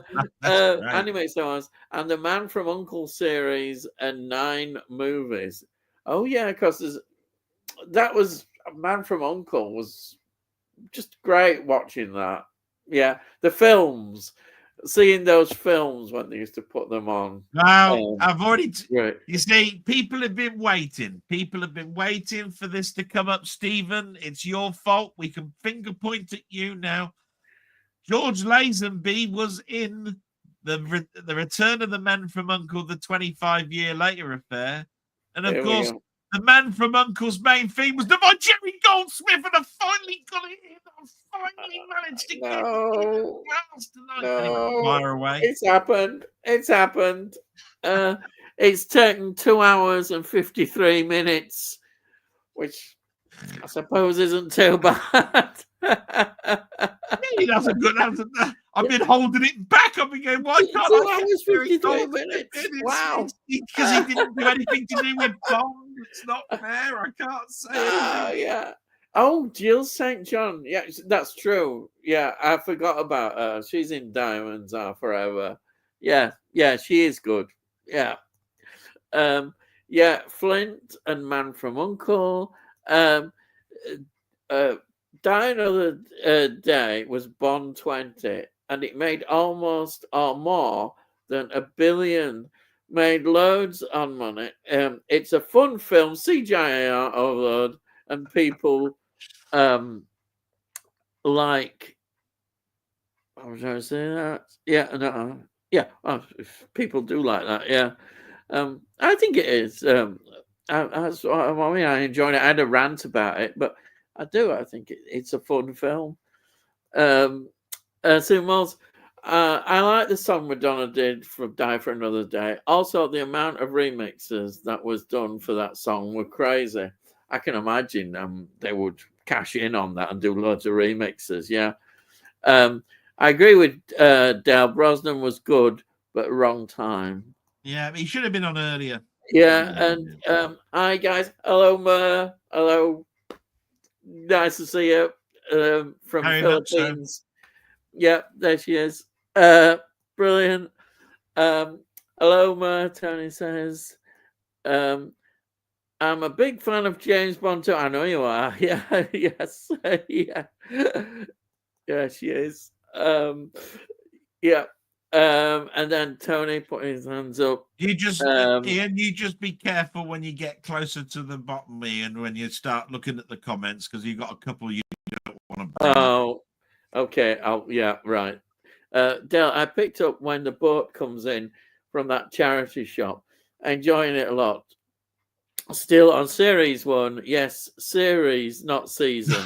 It says it on the box. Away with your Yank seasons. I know what actually I'm to a point where I sometimes don't know whether to say season. I tell you what, series. if Steve wasn't so it's one of those things. not want to come on chats, should I say, right?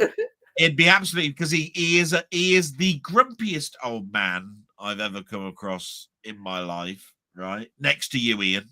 Oh right, I mean, yeah. You take the bloody biscuit, I tell you. Yeah, but he makes me laugh because it's like, yeah. How's it comes into box set when we don't have actually boxes anymore, and why is it's serious, not a season, and it's great. The amount of fun we have chatting in Discord about some of the crap, it's brilliant, marvelous. I love Steve. He's brilliant. Oh, well. Fantastic. Yeah. Actually, he does make some great comments, so that's fantastic. But he mentioned in his blog that he was going to buy When the Boat Comes In. And I said, for a tenner, I'd have bought it instantly. Yeah. And I mean, at the end of the day, it's 4 seasons, and it's like 20, I mean, Christ, it must be nearly 1,000 minutes in bloody length or something. For it's worth a tenner of anybody's money. Yeah, you know what I mean? Yeah. So, now this is an interesting question, and I have to confess, I have not seen this, and I should do. Here is a question. Have you seen the comedy mess that is Casino Royale with Orson Welles, Peter Sellers, David Niven, and loads more? I actually like it for a laugh. Was always on TV back in the 80s. I've heard a lot about it, but I've never seen it. Yeah, it's been on ITV in the last 4 or so years, because ITV have been showing a lot of Bond, believe it or not. Yeah. And on a Saturday in the afternoon, I think they showed Casino Royale with David Niven in. Yeah. I saw it a long time ago, but then it's been a long time before I saw it again on and it was on TV, and I must admit, it hasn't aged well. Yeah. Hasn't aged well. Oh dear. But it's as a Trivial Pursuit question, it's quite good. Yeah. Name the first person who played Bond or something, right? Yes. David Niven. David Niven. Yeah. And I'm going, you know, and then of course, since then, you'll find that Roger Moore played Bond in a comedy skit that was only just recently been discovered, and it predates Doctor No. I mean, crying out loud. You know, at the cinema. So just goes to show you, really, doesn't it? Stephen Wells. I love Timothy Dalton as James Bond. He was the most violent James Bond out of all of them, with Daniel Craig coming in a close second. Well, yeah, I think License to Kill is definitely the darkest Bond film. I mean, neither of them are Rambo, but I mean, you know, they are. I mean, at the end of the day, he's always been. I've always thought of Bond as being the single shot guy. You know, the person who fires and and I tell you what, he's more likely to hit you than he's not. Yeah, I never saw him as a person that's got an M15 under his arm and firing off millions of shots like this. You know what I mean? That's because I've always thought of Bond as being he's a crack shot. That's what he's supposed to be. He's supposed to be able to fire that sort of accurate, you know, with anything that he's got. I never understood the Walter PPK bit. Yeah. I've heard that it's not a particularly good gun. Oh. So I don't know why it's his signature gun. Oh. Maybe it's explained in the books. Yeah. I don't know. I think as I said, I think Timothy Dalton, I think if we had more films from him, he would be he'd have relaxed in my view, definitely. He would have a higher place in my eyes. It's just there's only 2 films to go on. That's the problem. I'm just going to go and check up on them. So you just keep reading those comments out. All right. Yeah, I'll carry on reading them. Yeah, you've warned me about some comments. I'll keep an eye out for that. Right. Next one. I enjoyed License to Kill because he was not officially on duty for most of the film. Yeah, I think that is a good point. Yeah. And Sai says License to Kill was the first Bond to be a 15 certificate. Yeah, as I say, it's got these themes. It's a darker film about the drug stuff and what have you. And I think works well. It's kind of good just to see a darker Bond film, I think. Yeah. I think just that one-off, it's good to see. Mukman Movies, good evening, chaps. Good evening, Jamie. Nice to see you. Terry, the 60s Casino Royale was such a catchy theme. It's hard to get out of your head. There is, he'd be, well, hopefully he won't be singing it, but you never know, he might be singing it, don't worry. But Steve Moles, plus Robert Davitt as the bad guy in License to Kill was great going up against Bond. Yeah. Yes, yeah. He is actually, he was a very really tough villain, wasn't he? Nasty, very nasty villain. Tony says, hi, Jamie. And Sai says, I've seen videos by Bond mega fans, and they say that Dalton is the closest to Ian Fleming's vision of the Bond character. Well, that may be so. I don't know. I've not read the films, but I do know he's got a lot of supporters who really do like him, and I think his performance is great. I do. It's just I think, as I said, 2 films. He's not as iconic. They're not iconic films like Connery and Moore did. That's the problem for me with Dalton. I still think it's a great performance. Definitely, it's just 2 films. If there had been maybe another one, I think it would be better. Definitely. Well, my movies, hi Jamie. My movies, hi Tony. Hi Stephen. My movies, hi. How did the League Cup go? Oh yeah, football. I've waited 2 weeks to ask that. Oh, of course, yeah. Sean, Andy says Sean is James Bond. Roger Moore is Fun Bond. Dalton, broody Bond. Bronson is a mixture of Connery and Roger. Craig, I actually don't know. He's a brooding Bond, I would say. A Bond that is much darker, I think. Definitely. There's not the humor there. He's definitely the brooding, I'd say, actually. I know you got Dalton's brooding, but it's even darker than that, isn't it, really?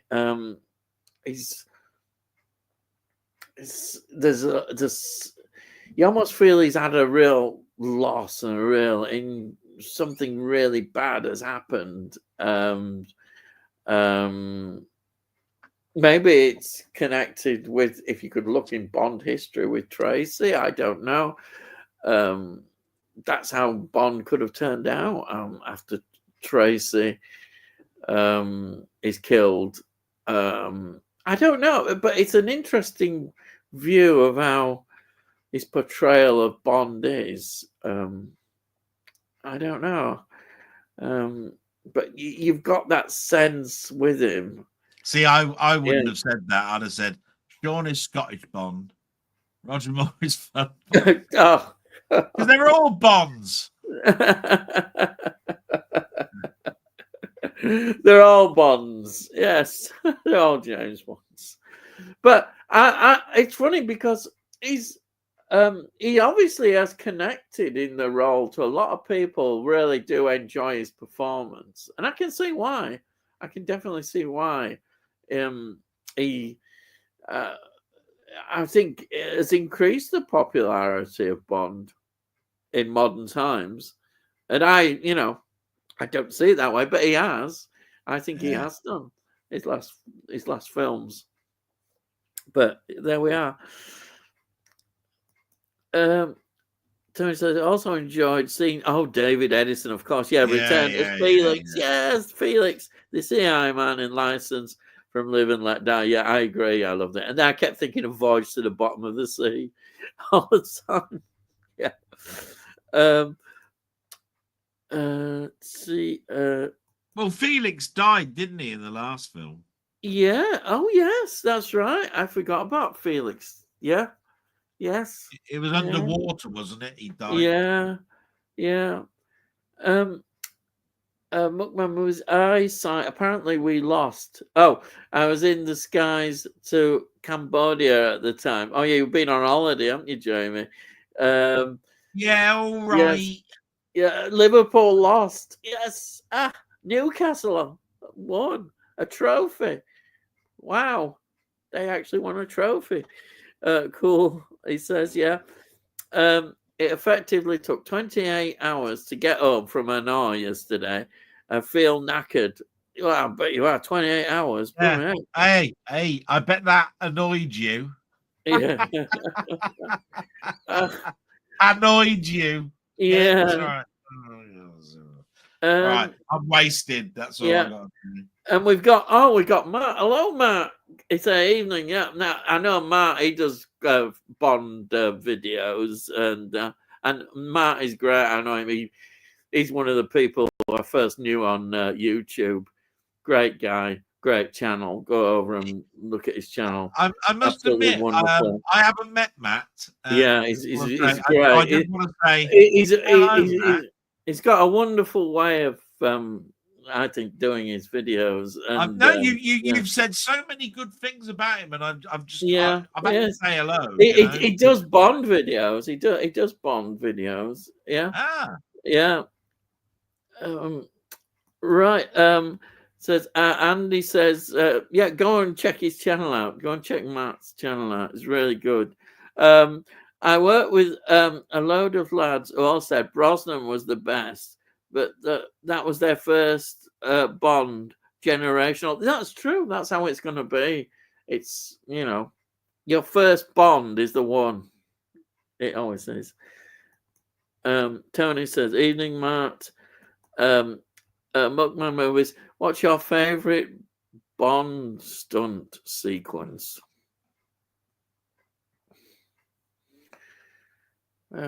Favorite Bond stunt sequence. Mm. Even though it's very iconic, but it's not particularly well shot. I think it's got to be the beginning of Spy Who Loved Me, with the jumping off of the Snoke with the iconic Union Jack parachute. Yeah. That comes to mind, but I mean, there's so many such great stuff. I mean, when you look at Dalton, I mean, he jumped out of a plane and he was, you know, and he was fighting people while up in the bloody middle of the air, and then landing on a boat. I mean, it's got to be bloody difficult, isn't it? I mean, there's which one? He doesn't have a parachute on, does he? On one of them? No. He has to kill an agent to get the parachute. I think that's clever. Which one was that one from? I don't know which film that was from. But it's been done twice. I think Dalton and Moore's done that. Yeah, I liked that. I thought it was very clever. Yeah, because you're wondering how he's going to do. Yeah.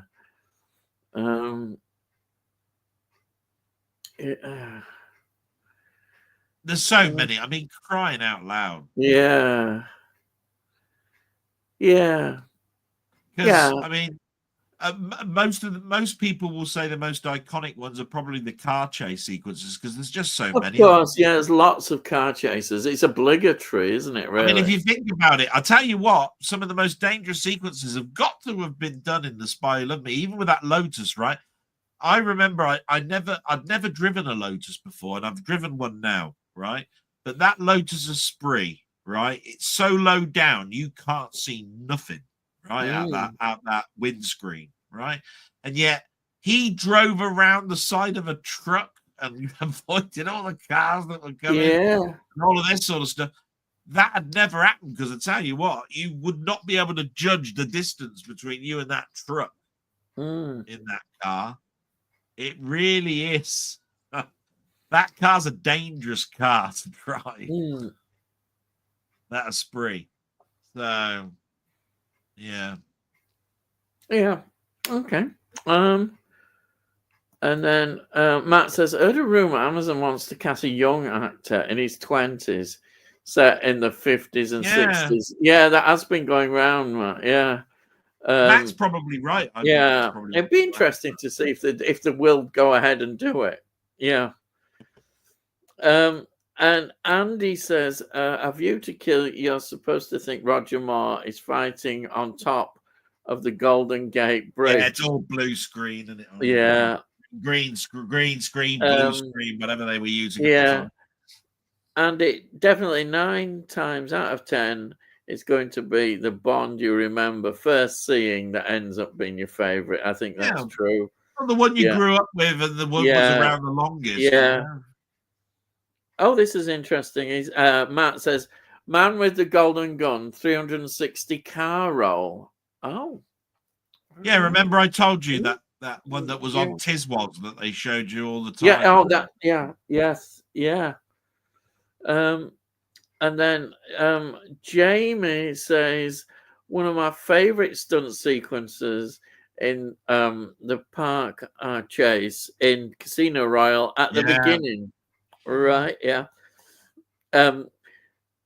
Jamie says, Live and Let Die is my favorite Bond film. Oh, wow, that's good. Yeah.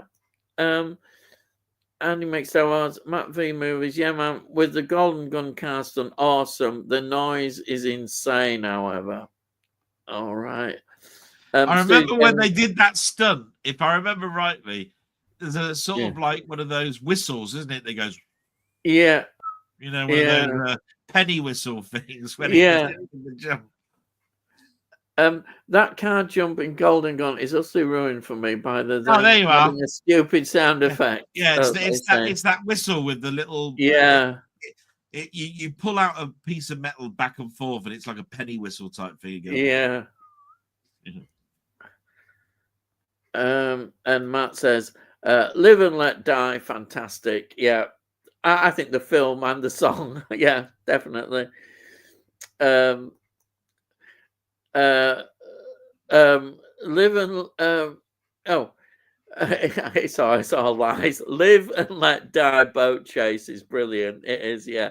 I think I was thinking, was there any lies in it? I can't think of it. Yeah, I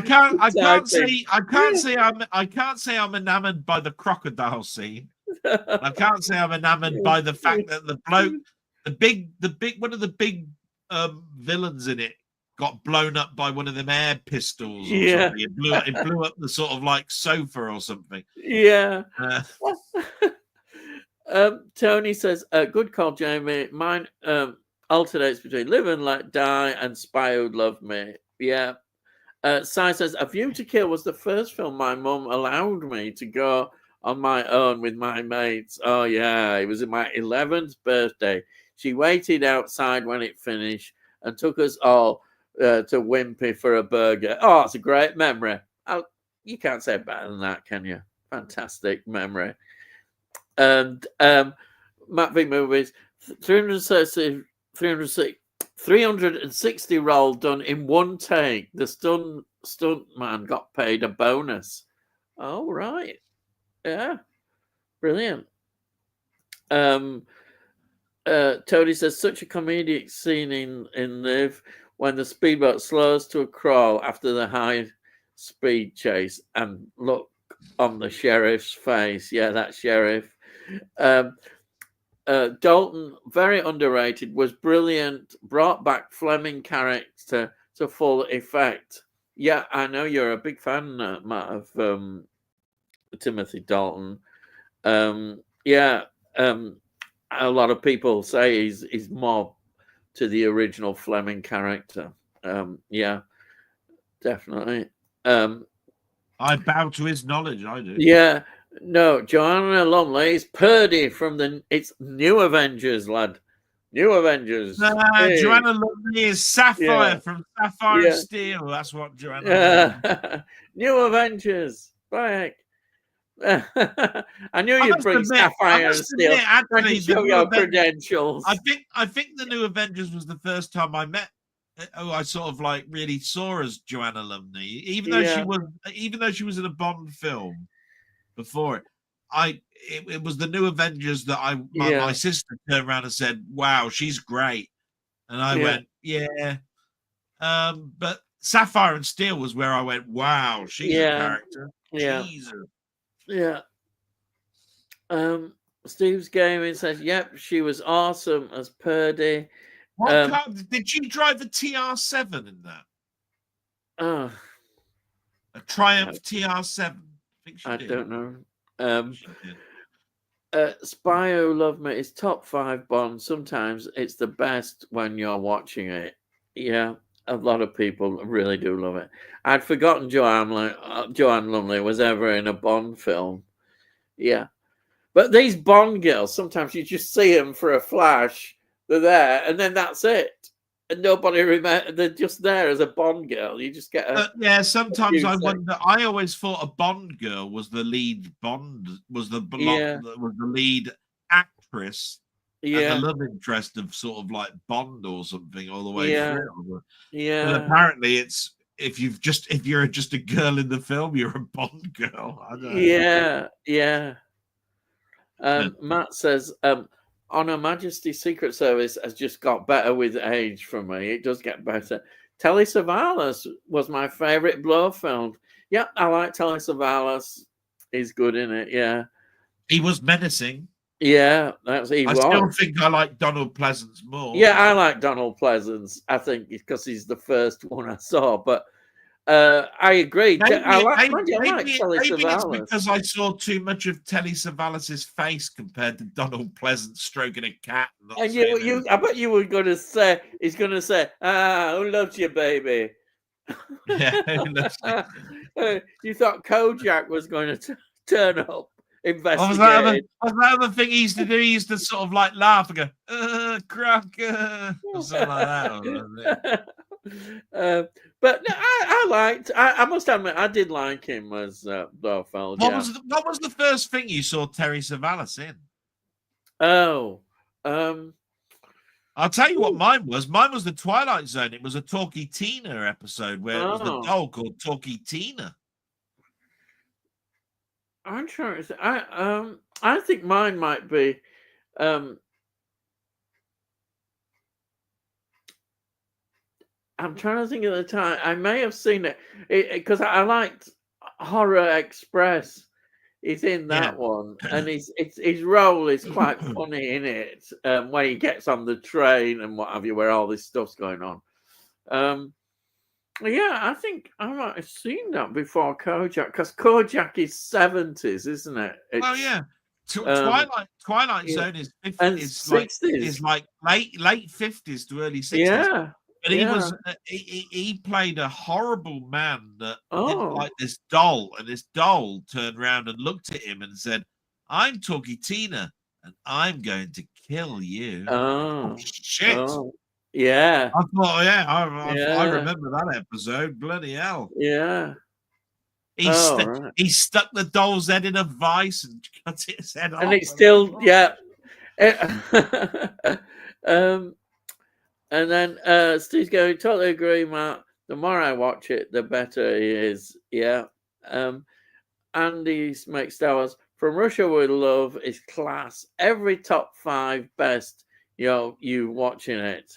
And Matt says, Moonraker was my favorite Bond film when I loved it. Yeah. I know you've talked about that. And it is a great film, actually. I like Moonraker a lot. I love anything with space in it. I love anything with space in it, but even I went, how many bloody space shuttles are there, and where did they get these lasers from to fire in space? I was going, I must even when I first saw that film, and I was still quite young when I saw that film, I just went, lasers in space and all this. I loved it. It didn't bother me at all. But, absolutely. No, but I mean, what I'm saying is I love the film. I love Jaws in it. I love the little girl that he fell in love with the pigtails. Yes, I forgot that, but yes, I love the fact that you thought Jaws was dead, but then you hear on the radio cast, we've just picked up a giant of a man and this pigtail girl that's just come out. I know. It landed on the earth, and they were still alive, right? And it must have burnt up in re-entry. Brilliant. It was really good. I liked it. Yeah, that was great. A great touch. Yeah, you can't beat that. Steve says, the scene that makes me laugh is when Roger Moore comes up on the beach in the Lotus Spirit and drops the fish out of the window. As a kid, you're not bothered, but as an adult, you question it and say, how did a fish get in the car when it's a submarine? I always thought to myself that the car was depressurizing because it was leaking water and all sorts of stuff. So I always gathered that the fish came out of the glove compartment or something when it was taken. It must have come in through the vents or something, or the front of the car or something. You know what I mean? And then we've got. It was a good joke. It was a good joke, though. Yeah. The villain in Moonraker is like a forerunner of Moscow with his space presence. Oh yeah, you're right. Actually, that's a good analogy. Stephen, there was a leak. Like I said, there was water coming in. Tell you what, I think. Oh, and Matt says, Casino Royale is my favorite film, the Craig version. I know I've seen you do love it. It was a great start for Daniel Craig. And I tell you what, the other thing I liked about it was the black and white part at the beginning of the film. I thought it was really good. Yeah. Very interesting choice. Very interesting choices made in that film. Yeah. And Matt says, Live and Let Die, number 2, and Goldfinger, number 3. Oh, right. Yep. You're on about songs, I think. Or are we on about songs? He's on about the films. Oh, No, yeah, he's he's on talking about about films. films. Casino Royale, he puts at number 1. Live and Let Die, number 2. And Goldfinger, number 3.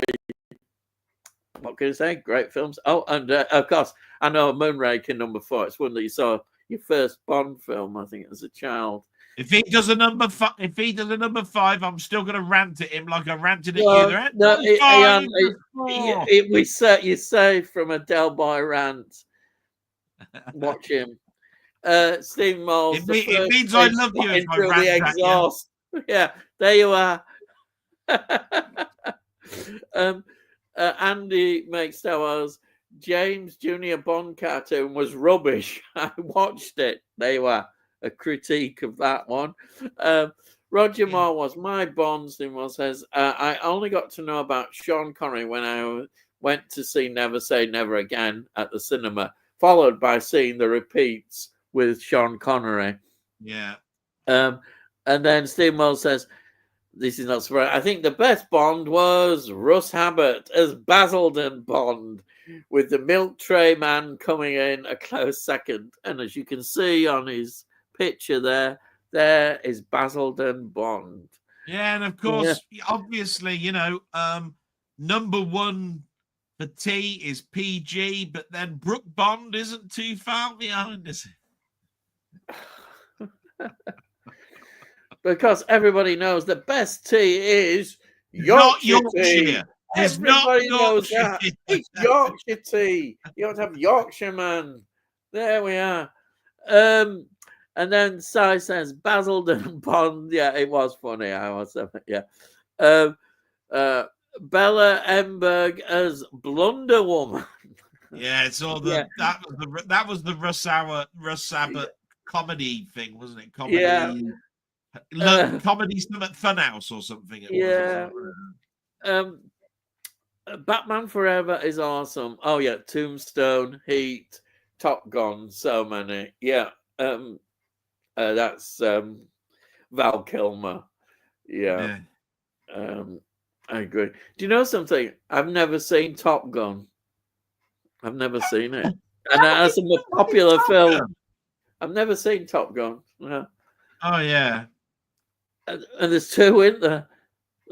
They did a sequel. I must admit, the second film is absolutely Maverick. It's called. Is actually a really good film. And he's in it. He makes an appearance, doesn't he? I read. He comes back in it. Yeah. Yeah. What was Bella Emberg's character alongside Basildon Bond? Oh. Well, it would have been a money penny joke, I should have thought. Yeah, I'm sure it was. And rest in peace to Bruce Glover as well. All right. Oh, that's another one. They're all going. Yeah. Jamie says, I'm gutted about Val Kilmer dying. I've always said he deserved the best supporting actor Oscar for his performance as Doc Holliday in Tombstone. That is a classy Western. I believe Tombstone's got a steelbook release in the next couple of weeks. Oh, you two will know about that, won't you? What you trying to say? What? Hang on. Yeah. What are you trying to say? Not me. I'm saying nothing about a steelbook. I've got hardly any steel books. I don't know what you're talking about. Of course. All those films you haven't watched on steel books. You got more steel books than me, ain't you? Yeah, I've hardly got any. Right. Cyril said Muckman movies. He's brilliant in Tombstone. Yeah, he is.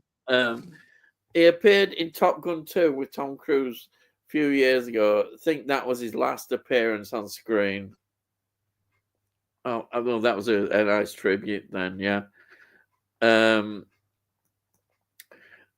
I like Daniel Craig as Bond, Jamie says. Yeah.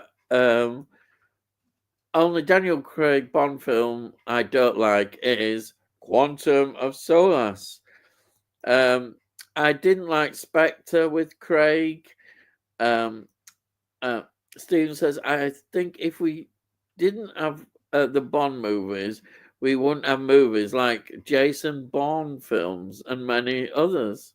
You could have a good point there. Idris Elba would be a good Bond. I know gets mentioned a lot, but I wonder if he's too old now for the role. Yeah. Fax Del Boy, Andy said.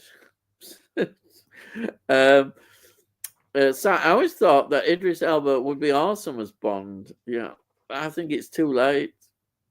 Even Tom Hardy would have been a good follow-up after Daniel Craig. Yeah, maybe. I understand. I get that. I remember watching The Night Agent by Le Carrier. It stars Tom Hiddleston. I thought he would be a good Bond. It's interesting because that's another spy thing. Le Carrier does all these spy books, doesn't he? Yeah, I saw the night. It was on ITV or something, I think. Yeah. Woman Bond is never going to happen. No, I don't think it will. You can't have a James Bond as a woman. Only the way that we said. Del Boy said, in 007. Henry Cavill would make a decent Bond. I know his name does get mentioned a lot, but I think a lot of people. I think you could. I think he's past it now. He's too old. He ruled himself out as being too old, didn't he? Yeah, but maybe not. Why couldn't you put him? I think he still might be able to do the role. I think okay, an older Bond. But I think the mentality will be that they want somebody younger. I'm sure they will, so that they can carry, as you said, you were on about age thing before, and I think that would be against Henry Cavill. Yeah. Simo Cyrus, I agree with you there, Cy. Cy says, Live and Let Die is basically a black exploitation film. Yeah, it's got a lot of that elements in it. I love it for that. Yeah. Muckman Movies, another good choice, Jamie. Henry Cavill in The Man from U.N.C.L.E. proves that he can do the job to perfection. He looks great in a suit. Yeah, well, maybe, maybe there may be time, but they'll have to get moving, Yeah.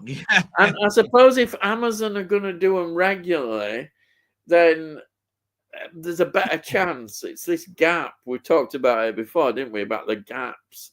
If they can get a few together. I can't see them doing Bond one every 2 years. I can't see them doing one every year. I really can't. No. Not with the amount of care that you need to take for the stunts and all that. You couldn't do it. I don't think you could do it. Getting a good script, getting everything together, as you say, the stunts, the location filming, everything involved. It takes a long time to get it all together, doesn't it? They're quite complicated films in that sense, in filming, getting it together. The 2002 film Cypher was a spy film with Lucy Lee, the main actor. Could have been James Bond Cypher in a good film as well. All right. Yeah. Yeah, Lucy Liu. Yeah. Matt V Movies. Bond remained contemporary with the current times. I think Amazon won't do that now. Eon Pictures made Bond that way, but I think they will change now. Well, I think it would be good if they do. I don't know. We'll see what happens. I think that's it's a positive thing. Yeah. Live and Let Die used to make me laugh. Bond being called a honky and shit. Yeah. Roger Moore is the main reason why Bond has lasted so long. Yeah, well, I think him and Connery, as I said, I think they made Bond what it is. They're just so iconic together. I mean, at the end of the day, Roger Moore played it for quite some years. I mean, you got to turn around and say there's a reason for that. Yeah, he was very popular, extremely popular. And well, it's just, I mean, if we go back a little bit, right? if we think of the period 1973 to what was it, 1984? Is it? Where is it? 85? 85? Yeah, I'm looking at. If you were to try and cast Yeah, Bond, 85. Yeah. if you were to try and cast Bond at any point between those 2 points, what actor would you cast? Yeah. So say Roger Moore didn't work out in the very first film. Who would have you chosen as an actor for 1975? And say if you say, oh, what if he only did it for 3 films, right? So that'd be 77 would be his last one. Who would you have for the 79 film? Right. And if you look at all of that, I must admit, Roger Moore was perfect, really, all the way through. Yeah. I don't think that there were other actors really that I can think of that would have played. He went into it as a loved actor already. He had a fan base, you could say, people who wanted him to do well, who loved him as an actor, and he was just fitted into it. You could see. I mean, when you watch Live and Let Die, the moment he comes on screen, you're into it. You know he's Bond, and he's Roger Moore at the same time. You say, "Oh, it's Roger Moore," but he's Bond. He's perfect. It's great casting. You know, it's absolutely spot on. They were so good that they did that role. Yeah, that they put him in there. Perfect. I did delete those comments. Unfortunately, it seems I can't get rid of them from your screen. I'm sorry. But anyhow, we sorted it out. Don't worry. Thanks anyhow, Tony. No, Amazon bought the rights from Eon Pictures, not MGM. It's one of those ones where it's a slip of the. But at the end of the day, it's Eon, but MGM are distributors. And at the end of the day, it's. I mean, I could turn around and say, well, yeah, Pinewood is the studio and all of this sort of stuff. You know, it's. We both know what we were talking about. Yeah. So, you know. Oh, this is something I didn't know. Jamie, like I say, Matt knows his Bond stuff. Yeah. This is something I've not heard, but it's interesting.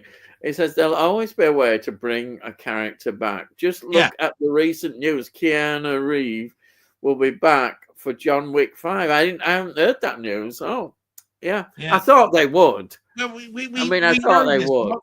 Hollywood can reverse engineer anything or get something out of a bad situation. Just look.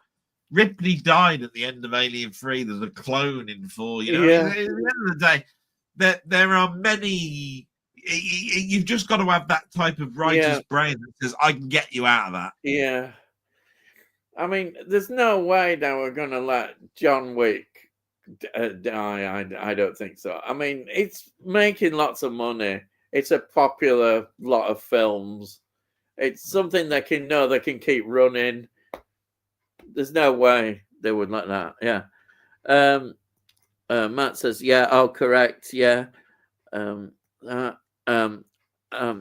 heard Tom Holland's name mentioned to take over. Please, no. You're not a fan at all, Tom Holland, no. It's too short. I think for Bond, yeah. Definitely. Amazon have sacked their studio head. She was too woke.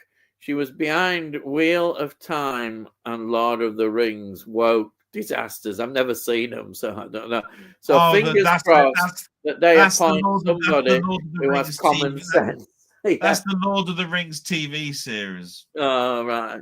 Yeah. Well, so there is hope. Yeah. There's definitely hope now. They should just stick to the 007 route and not the James Bond route. It would be crazy if they go down the James Bond route. It means that having to start at the beginning by going the 007 route. I don't know.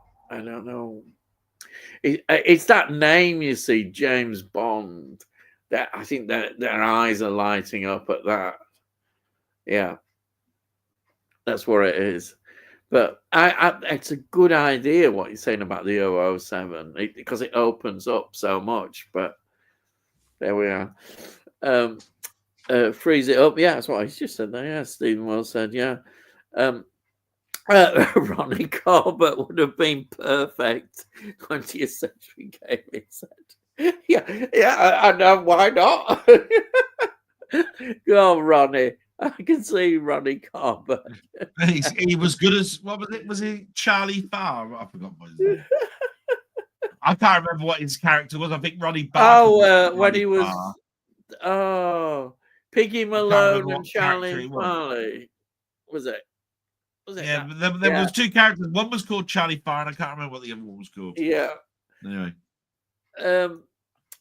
Stephen Moles, I'm sorry, but it has to be James Bond, yeah. Amazon will go with a well-known name. I think they've got to. Especially if it's going to get a cinema release. But we'll see. We don't know, but yeah, I think they should do. Andy says that's why Sean Connery worked. He was literally a god when he walked in the room as Bond.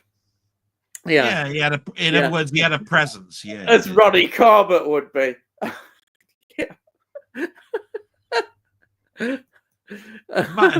He might have to have some higher platform shoes, possibly. Yeah, the problem. There is one slight problem with Ronnie Corbett being James Bond.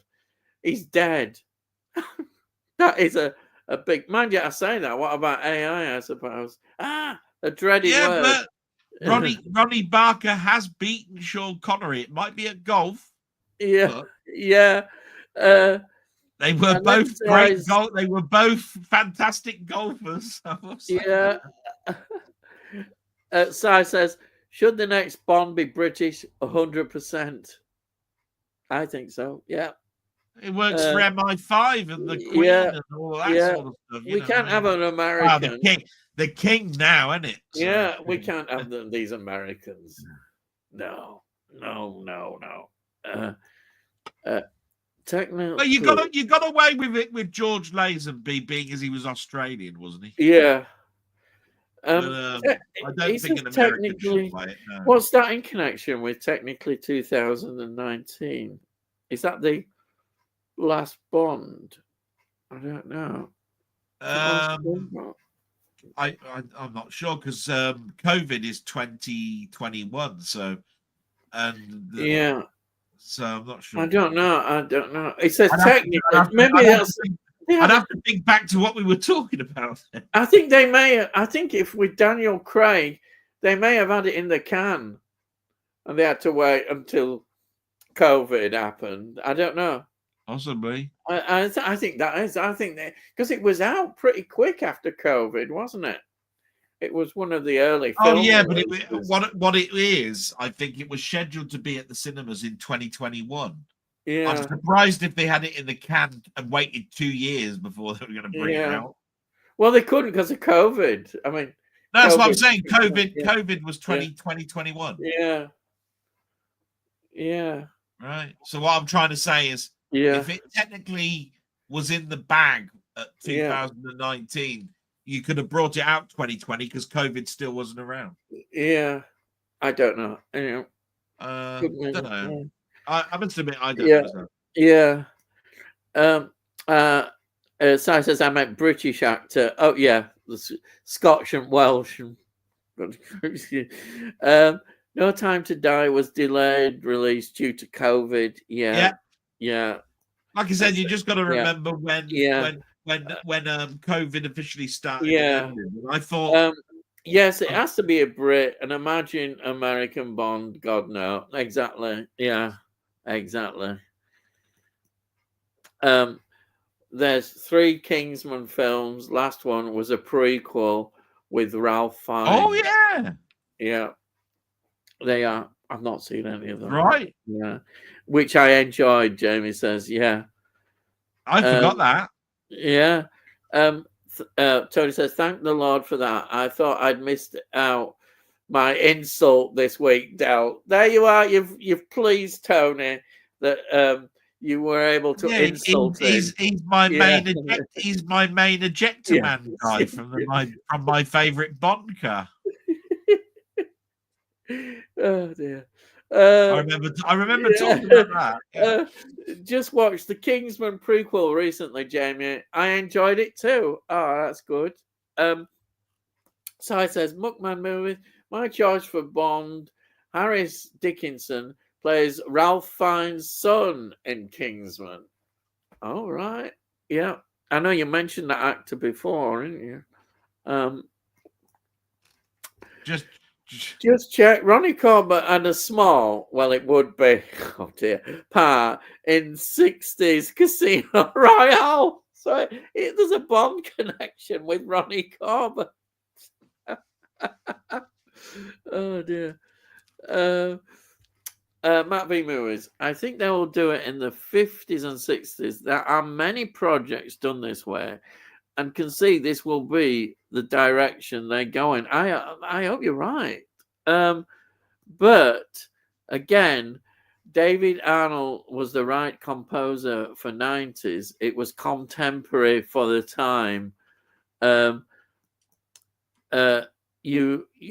name was great. Sorry, my name was great for Casino Royale. It was a great track for it, defined it perfectly, in my opinion. Yeah, you see, I mean, to me, I like David Arnold, right? I remember buying quite fondly the Stargate movie soundtrack, which is David Arnold.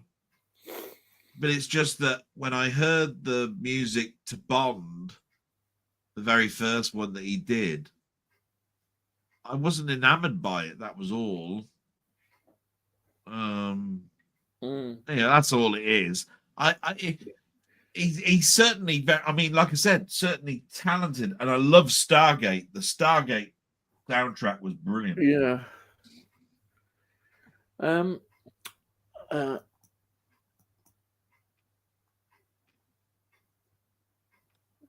Yeah, here we are. Andy says the music when Atlantis comes above the ocean is brilliant in Spy Who Loved Me. And Sai says, would you reboot and start from the beginning with Casino Royale or a prequel with how Bond was selected to the Secret Service? That's what I mean. Casino Royale was the first rookie time that had gone out with the moniker of 007, wasn't it? So, yeah. In the Daniel Craig film. Yeah. Yeah. And Matt says, think all the soundtracks are great. Can listen to them all, and you enjoy them. Yeah, I always wonder sometimes if I've gone over the top, because all I'm saying really is that to me, when the albums that I can play the most are the ones before License to Kill. That's all I was saying. Yeah. And I suppose that's because I'm a bit of a fuddy-duddy, and I like Marvin Helmlich, and I like John Barry, and I mean, John Barry is just a god as far as I'm concerned. My God, Born Free, flipping it. I mean, he's done just so much stuff. But David Arnold is, like I said, David Arnold, I told you, Stargate, what a score. Fantastic score. Sorry, I've just deleted some comments. That's all right. Got rid of them. Anyhow, so Sai says, what's your favourite opening to a Bond film? It has to be The Spy Who Loved, for me. Yeah, it's one of those that everybody... It's iconic, isn't it? Well, yeah, look, somebody's actually put it an iconic look with the... Yeah, that's it. It's iconic with Union Jack. That's right. I think it is, yeah. I think it's one that everybody mentions, isn't it, and talks about. So that says a lot, doesn't it? Yeah. This is, again, Man with the Golden Gun was done because of the Kung Fu films of the era. Yeah, exactly. That's what they were trying to do. So many got into that. I think my dad was a bit upset with the Man with the Golden Gun because he was expecting I forgot what his name now from Fantasy Island to say it's the plan, boss. Oh it's yeah, I know. Yeah, yeah. Oh dear. Oh.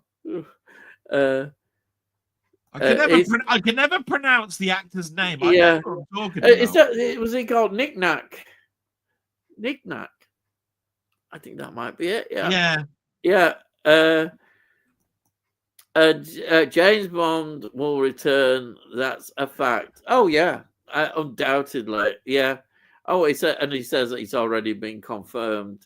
Yeah, it's bound to. And then Matt says, "Great stream, Ian. Bye now. Thank you for joining us. Thank you, Matt, for joining us. Yeah, thank you. Great. Go to his channel, just Matt. Getting to know him. He's a great guy. Absolutely. Yeah.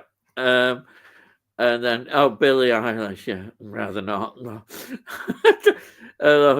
Boy, I can't get a word in. That's me talking.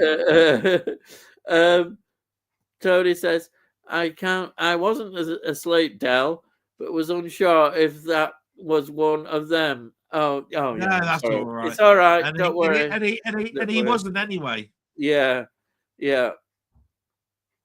Don't worry. Yeah. I've always saying, yeah. Probably just an apprentice one. Yeah. At the end of the day, it doesn't bother me. My first Bond was more. My favorite is Brosnan. Yeah. And Never Say Never Again, sung by Lani Hall. Yes, I had to Duck Rungo. No, Duck Go. It's a browser. Oh right. Sorry, you know more about these things. And he's quite right, Lani Hall. It's quite right. It's, and well done, Del Boy. 2301 and Jerry Goldsmith has finally got a shout. Oh yeah, so everybody's waiting for the Jerry Goldsmith, and it got there we are. Stephen tells us a quick question for Del. Did you ever play GoldenEye on the Nintendo 64? It's supposed to be one of the greatest games of its era. Yeah, it was done by Rare. Sorry, I'm just going to go a second. Be back in a. Yeah, that's all right. Yeah, I'll just explain. GoldenEye. I actually had a Nintendo 64.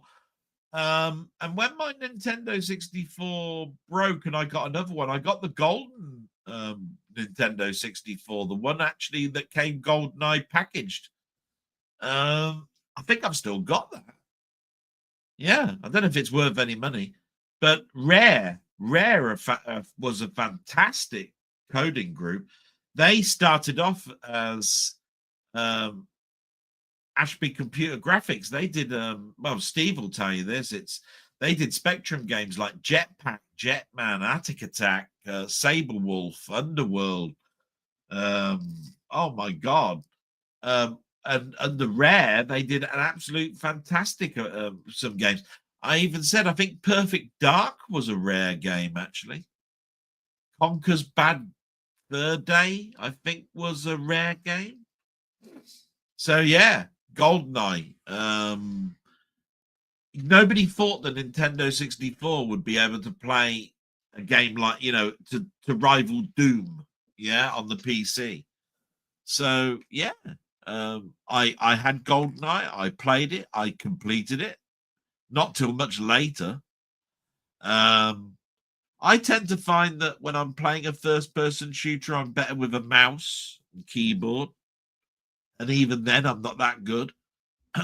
But GoldenEye was back in an era where you didn't need over-complex controls and you didn't have people going around that basically ruined your enjoyment by shooting you in the head from around about 60,000 miles away or something. Because that's what tended to happen with me on online gaming. They'd load themselves up and basically just wait for you to come around the corner and shoot you in the head every time. And I found that a bit sad, really, to be quite honest. But yeah, I hope that answers your question. I did play GoldenEye on the Nintendo 64. I did enjoy it, and I played it on under emulation since. And Rare, a fantastic coding group they were at the time. And their history goes back to the Spectrum for me. So yeah, fantastic. Oh, look, he's back. I'm back. I'm still there. Thank you for keeping going. Right, next one is rest in peace, Richard Norton, martial arts artist. Indeed, I mean, if all these people are dying, bloody hell. Jim Jam. Good evening, guys. Yeah. Hello, Jim Jam. Hello. Welcome back. You've just come back, haven't you, more on YouTube? You've been away a bit. I dare say he's just got in from his evening job or something. Here we are. Who remembers a TV show called Out of Town? I've no idea. No, I can't think of it. No, I might have done. Sorry, I've not heard of it. Evening, James. Jack Hargreaves. Oh, he knows Jack Hargreaves. Out of Town. That's the bloke who was on How when there were three of them, weren't there? Jack Hargreaves. Yeah, you remember that one. Yep, Tony found Volume 1 really cheap. Yeah, network. I used to like How. I must admit. Yeah. Oh, I did. I watched it. Who knew that you could power a clock by a potato? You get on How. How can I make this egg jump out of this cup? I know it was. You know what? I used to say to my mum, "Can I have an egg, Mum? I want to try it." She go, "No, you won't. I'm not going to waste in an egg. No, No, I want you to have salmonella in the morning, so you're not having that. There you go. I remember him being on How, of course. Yeah, there he was. How. Burt Reynolds and Tom Selleck as Bond. Yes. Well, there's two Americans, and we just said that no way to Americans. Yeah. Who would you have to play Bond if he was an American? I think you probably named the two at there. Yeah. You've given us two there. Yeah. I'll tell you what. If you wanted to do a sophisticated Bond, that's an American, but I think he's Canadian. Actually, that would have been David McCallum back in the day. Oh yeah, but he's no longer with us, is he? He's no longer with us. Yeah. But he did say back in the day, you know. Yeah. Jim Jam says also got a series from Network called The Glums. Aye. Well, hopefully the Glums. That's not... Oh yeah, I remember the Glums. Ian Lavender and Patricia Brake, I think. I really enjoy the Paramount show Mobland. Mobland. Right. Is that, I presume, sounds like a gangster series? So my eyes are watering, probably because I've been up quite a while now. Oh, right. So I'll try and hurry up. Yeah. No, if anybody was wondering why I was rubbing my eyes, my eyes are running. Yeah. Phantom Raspberry Blower of Old London Town. 2 Ronnies. That's it. Yeah. Come on, Ian. You got to say it better than that. You got to say the Phantom Raspberry Blower of Old London Town. Oh, mine doesn't sound like Phantom Raspberry Blower of Old London Town. No, not quite there. I could see Ronnie Corbett as Nick Nack. No, I started Nick Nack again. No. Steve Moss. Could you imagine him on the beach with that? Could you imagine him on the beach with that chair? Yeah. Because I was telling my producer the other day that I was going. You can imagine him, can't you? I was telling the producer the other day that should I tell this joke, and then he was saying, "No, you don't want to do that." That's how he used to tell his jokes, didn't he? Yeah, that's right. Wang Wang, 2 feet 9 inch tall, is a Filipino actor starred in Agent 00 and the sequel for Your Height Only. Oh, I wish I could remember his name. It was Herv something or other. yeah. Your Height Only. Oh dear, that's that. Oh, for your height only. Yeah. I've always wanted to watch the Wang films. Wang films. Yeah. Cy Robs, that's funny, Cy. I think both of them are on YouTube. Oh, right. And then Jamie says, right, guys, I'm off to bed. I still need to catch up on my sleep. Thank you anyhow for joining us, and hope you get some good sleep. Lightweight. You lightweight. Holiday. Yeah. And then Mukman Movies, night, Jamie. Tony says, night, Jamie. Mukman Movies, cheers, chaos. And then he says, chaps. And then he says, chaos is more appropriate. It is with me doing this. Kevin Costner would have been a good US Bond. Interesting. Yeah. Yeah, possibly. Yeah, I could see that. I think it's time for my bedtime as well. Got to be up early later this morning. Speak to you all next week. Stephen Moles. Bye, Stephen. Thank you for joining us. Yeah. Stephen Moles. I'm going to have to watch them, Nan.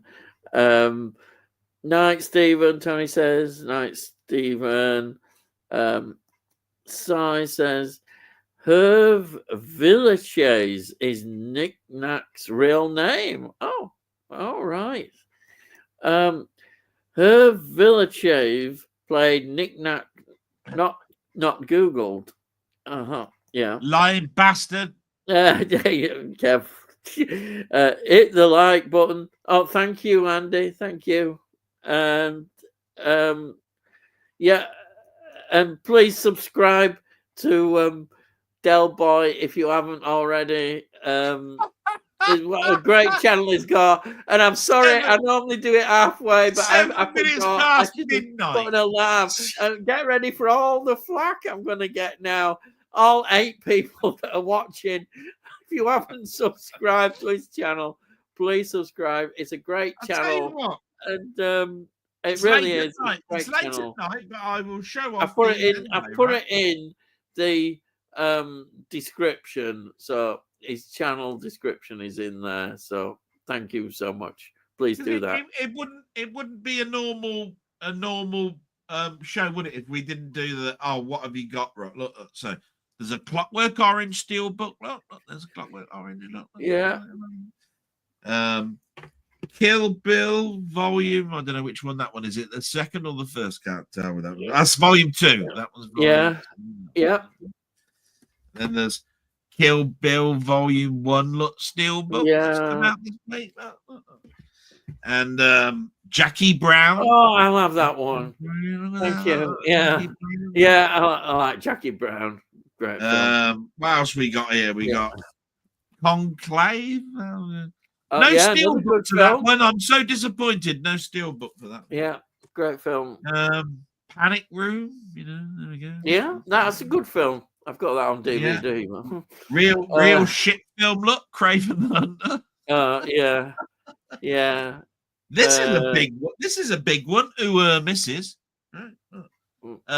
Inception.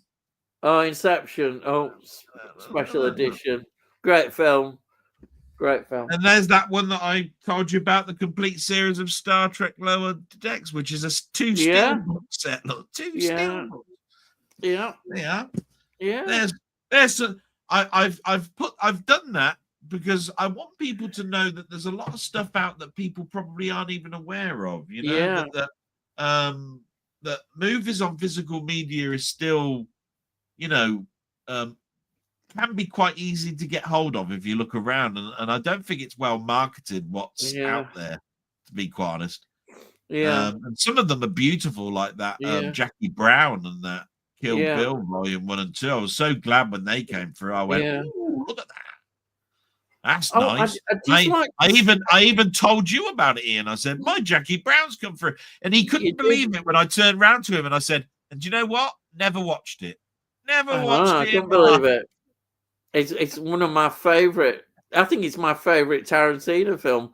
Just above Pulp Fiction, and then Reservoir Dogs.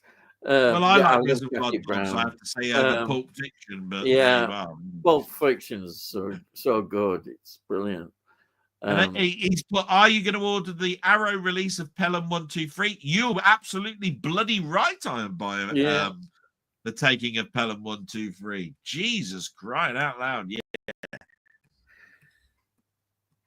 one of my favorite train heist films. Yeah, not many, but it is. Right, we'll do a few more then. Cheers for a great Bond chat, lads. Thank you, Andy, for joining us as always. Thank you. Great stream as usual, guys. Si says, loving the late advert for Dell. Yeah, no, I forget. It's my age. It's getting worse. Yeah, he was saying it to all three of you. Yeah. There's still 8 people. Nice steelbooks there, mate. Yes, Tony York, Jackie Brown. Fantastic film. It's my favorite of Tarantino's. The artwork for Kill Bill looks awesome. I agree, actually. That you can't argue with that. It does look fantastic. Inception. Yeah, fantastic. Si, are you going to order Arrow release of Pelham 123, which you mentioned there? Absolutely. And then we got to the end from Tony. Very enjoyable night all. Thank you, Tony. I just want to say thank you for all the support. And everyone. I've had an absolute wonderful night. Yeah, tonight. 50th episode, and I am very tired, and the things that have been going on with my mum, I've been overwhelmed with support from a lot of people. Yeah, there are always people that want to sort of like poop the party and all that sort of stuff. Who gives a shit? My mum and you guys are my priority, to be quite honest. Yeah, and I'm really pleased that you've really enjoyed. I can see you've enjoyed today, and that means a lot. Yeah, absolutely. I think that means a lot. I'm so pleased. We'll be getting to 100 before you know it. 100th episode, and we'll do another special when we reach 100. I'll probably reach 100 before we get. I know exactly what special we'll be doing, but I won't give it away. But it's something actually Del Boy let out, and I thought, well, you're right, we've got to do that. But I'm not going to say what it is. But that when we get to 100, that is what we're going to do. I say all these golden nuggets, and then I forget what the hell I was talking about. I'll tell you where we're up. So I don't want. I want to keep it. It's an obvious one, I think. Well, there's 2 obvious ones, but we're doing. I think we'll do that one. So I say, thank you everyone that has watched all these streams that we've had 50 episodes of. And it really means a lot to me that you come back every week and, contribute everybody so much, and including you, Del Boy. It just means a lot. I think it's great. And I absolutely love it. Matey, I'm on your show. Thank you. It's a highlight of my week. This shows you what a life I lead. But there we are. It is. It's really good, and I'm really pleased. No, hang on. Si's come out with the best line of the night. Okay, go on. Let me go on. 100th episode should be about 2001. Oh, yes, we'll do that one. Yeah, we'll do that. Can I be converted? Is it going to work on me? Is there any way that I could be converted to 2001? Actually, it's funny because I was watching this YouTube video about 10 greatest films of all time, and of course they included 2001. And I was watching it. I watched it, and no, but tell me something, Ian. Have you actually seen 2010? Oh, I've not, but I know that is well. I think I'd enjoy that one. Okay, but it's I think 2001. you would really, I think you would really enjoy that film. Yeah, I think 2001. It isn't. You know, there could be a moment. I could have a eureka moment when I suddenly see it all. It is possible. I haven't totally given up. I never give up. So Yeah. who Shall I tell knows? you? Shall I tell you when that'll happen? That'll happen when old age pensioners get £600 a week as their pension. Oh, That's right. about when. That's when I think that'll happen. Like never. It's never going to happen. I wouldn't be. You know, I don't write everything off. You know. Yeah, still bollocks. a chance. Bollocks. You see, the thing is, 2001. I realise it is, from what I say, it can't have got so much praise and been considered a masterpiece for some reason, and there must be a lot of various reasons why. So I respect it in that sense. It's just that I haven't connected with it yet. But who knows? It could happen. Anyway, I'm going on a bit too much, but as I say, thank you everyone, and there's to the next 50 for the next special, which we'll be having when we reach 100. And we will, I've no doubt, we will get there. And we'll just carry it on. Nothing bothers us. We just carry on and do it and enjoy it. And hope you enjoy it as well. And as usual, we do our farewell. And it's goodbye from me. And it's goodbye from him. Salute! And all I've got to say is, I'll see thee again. God.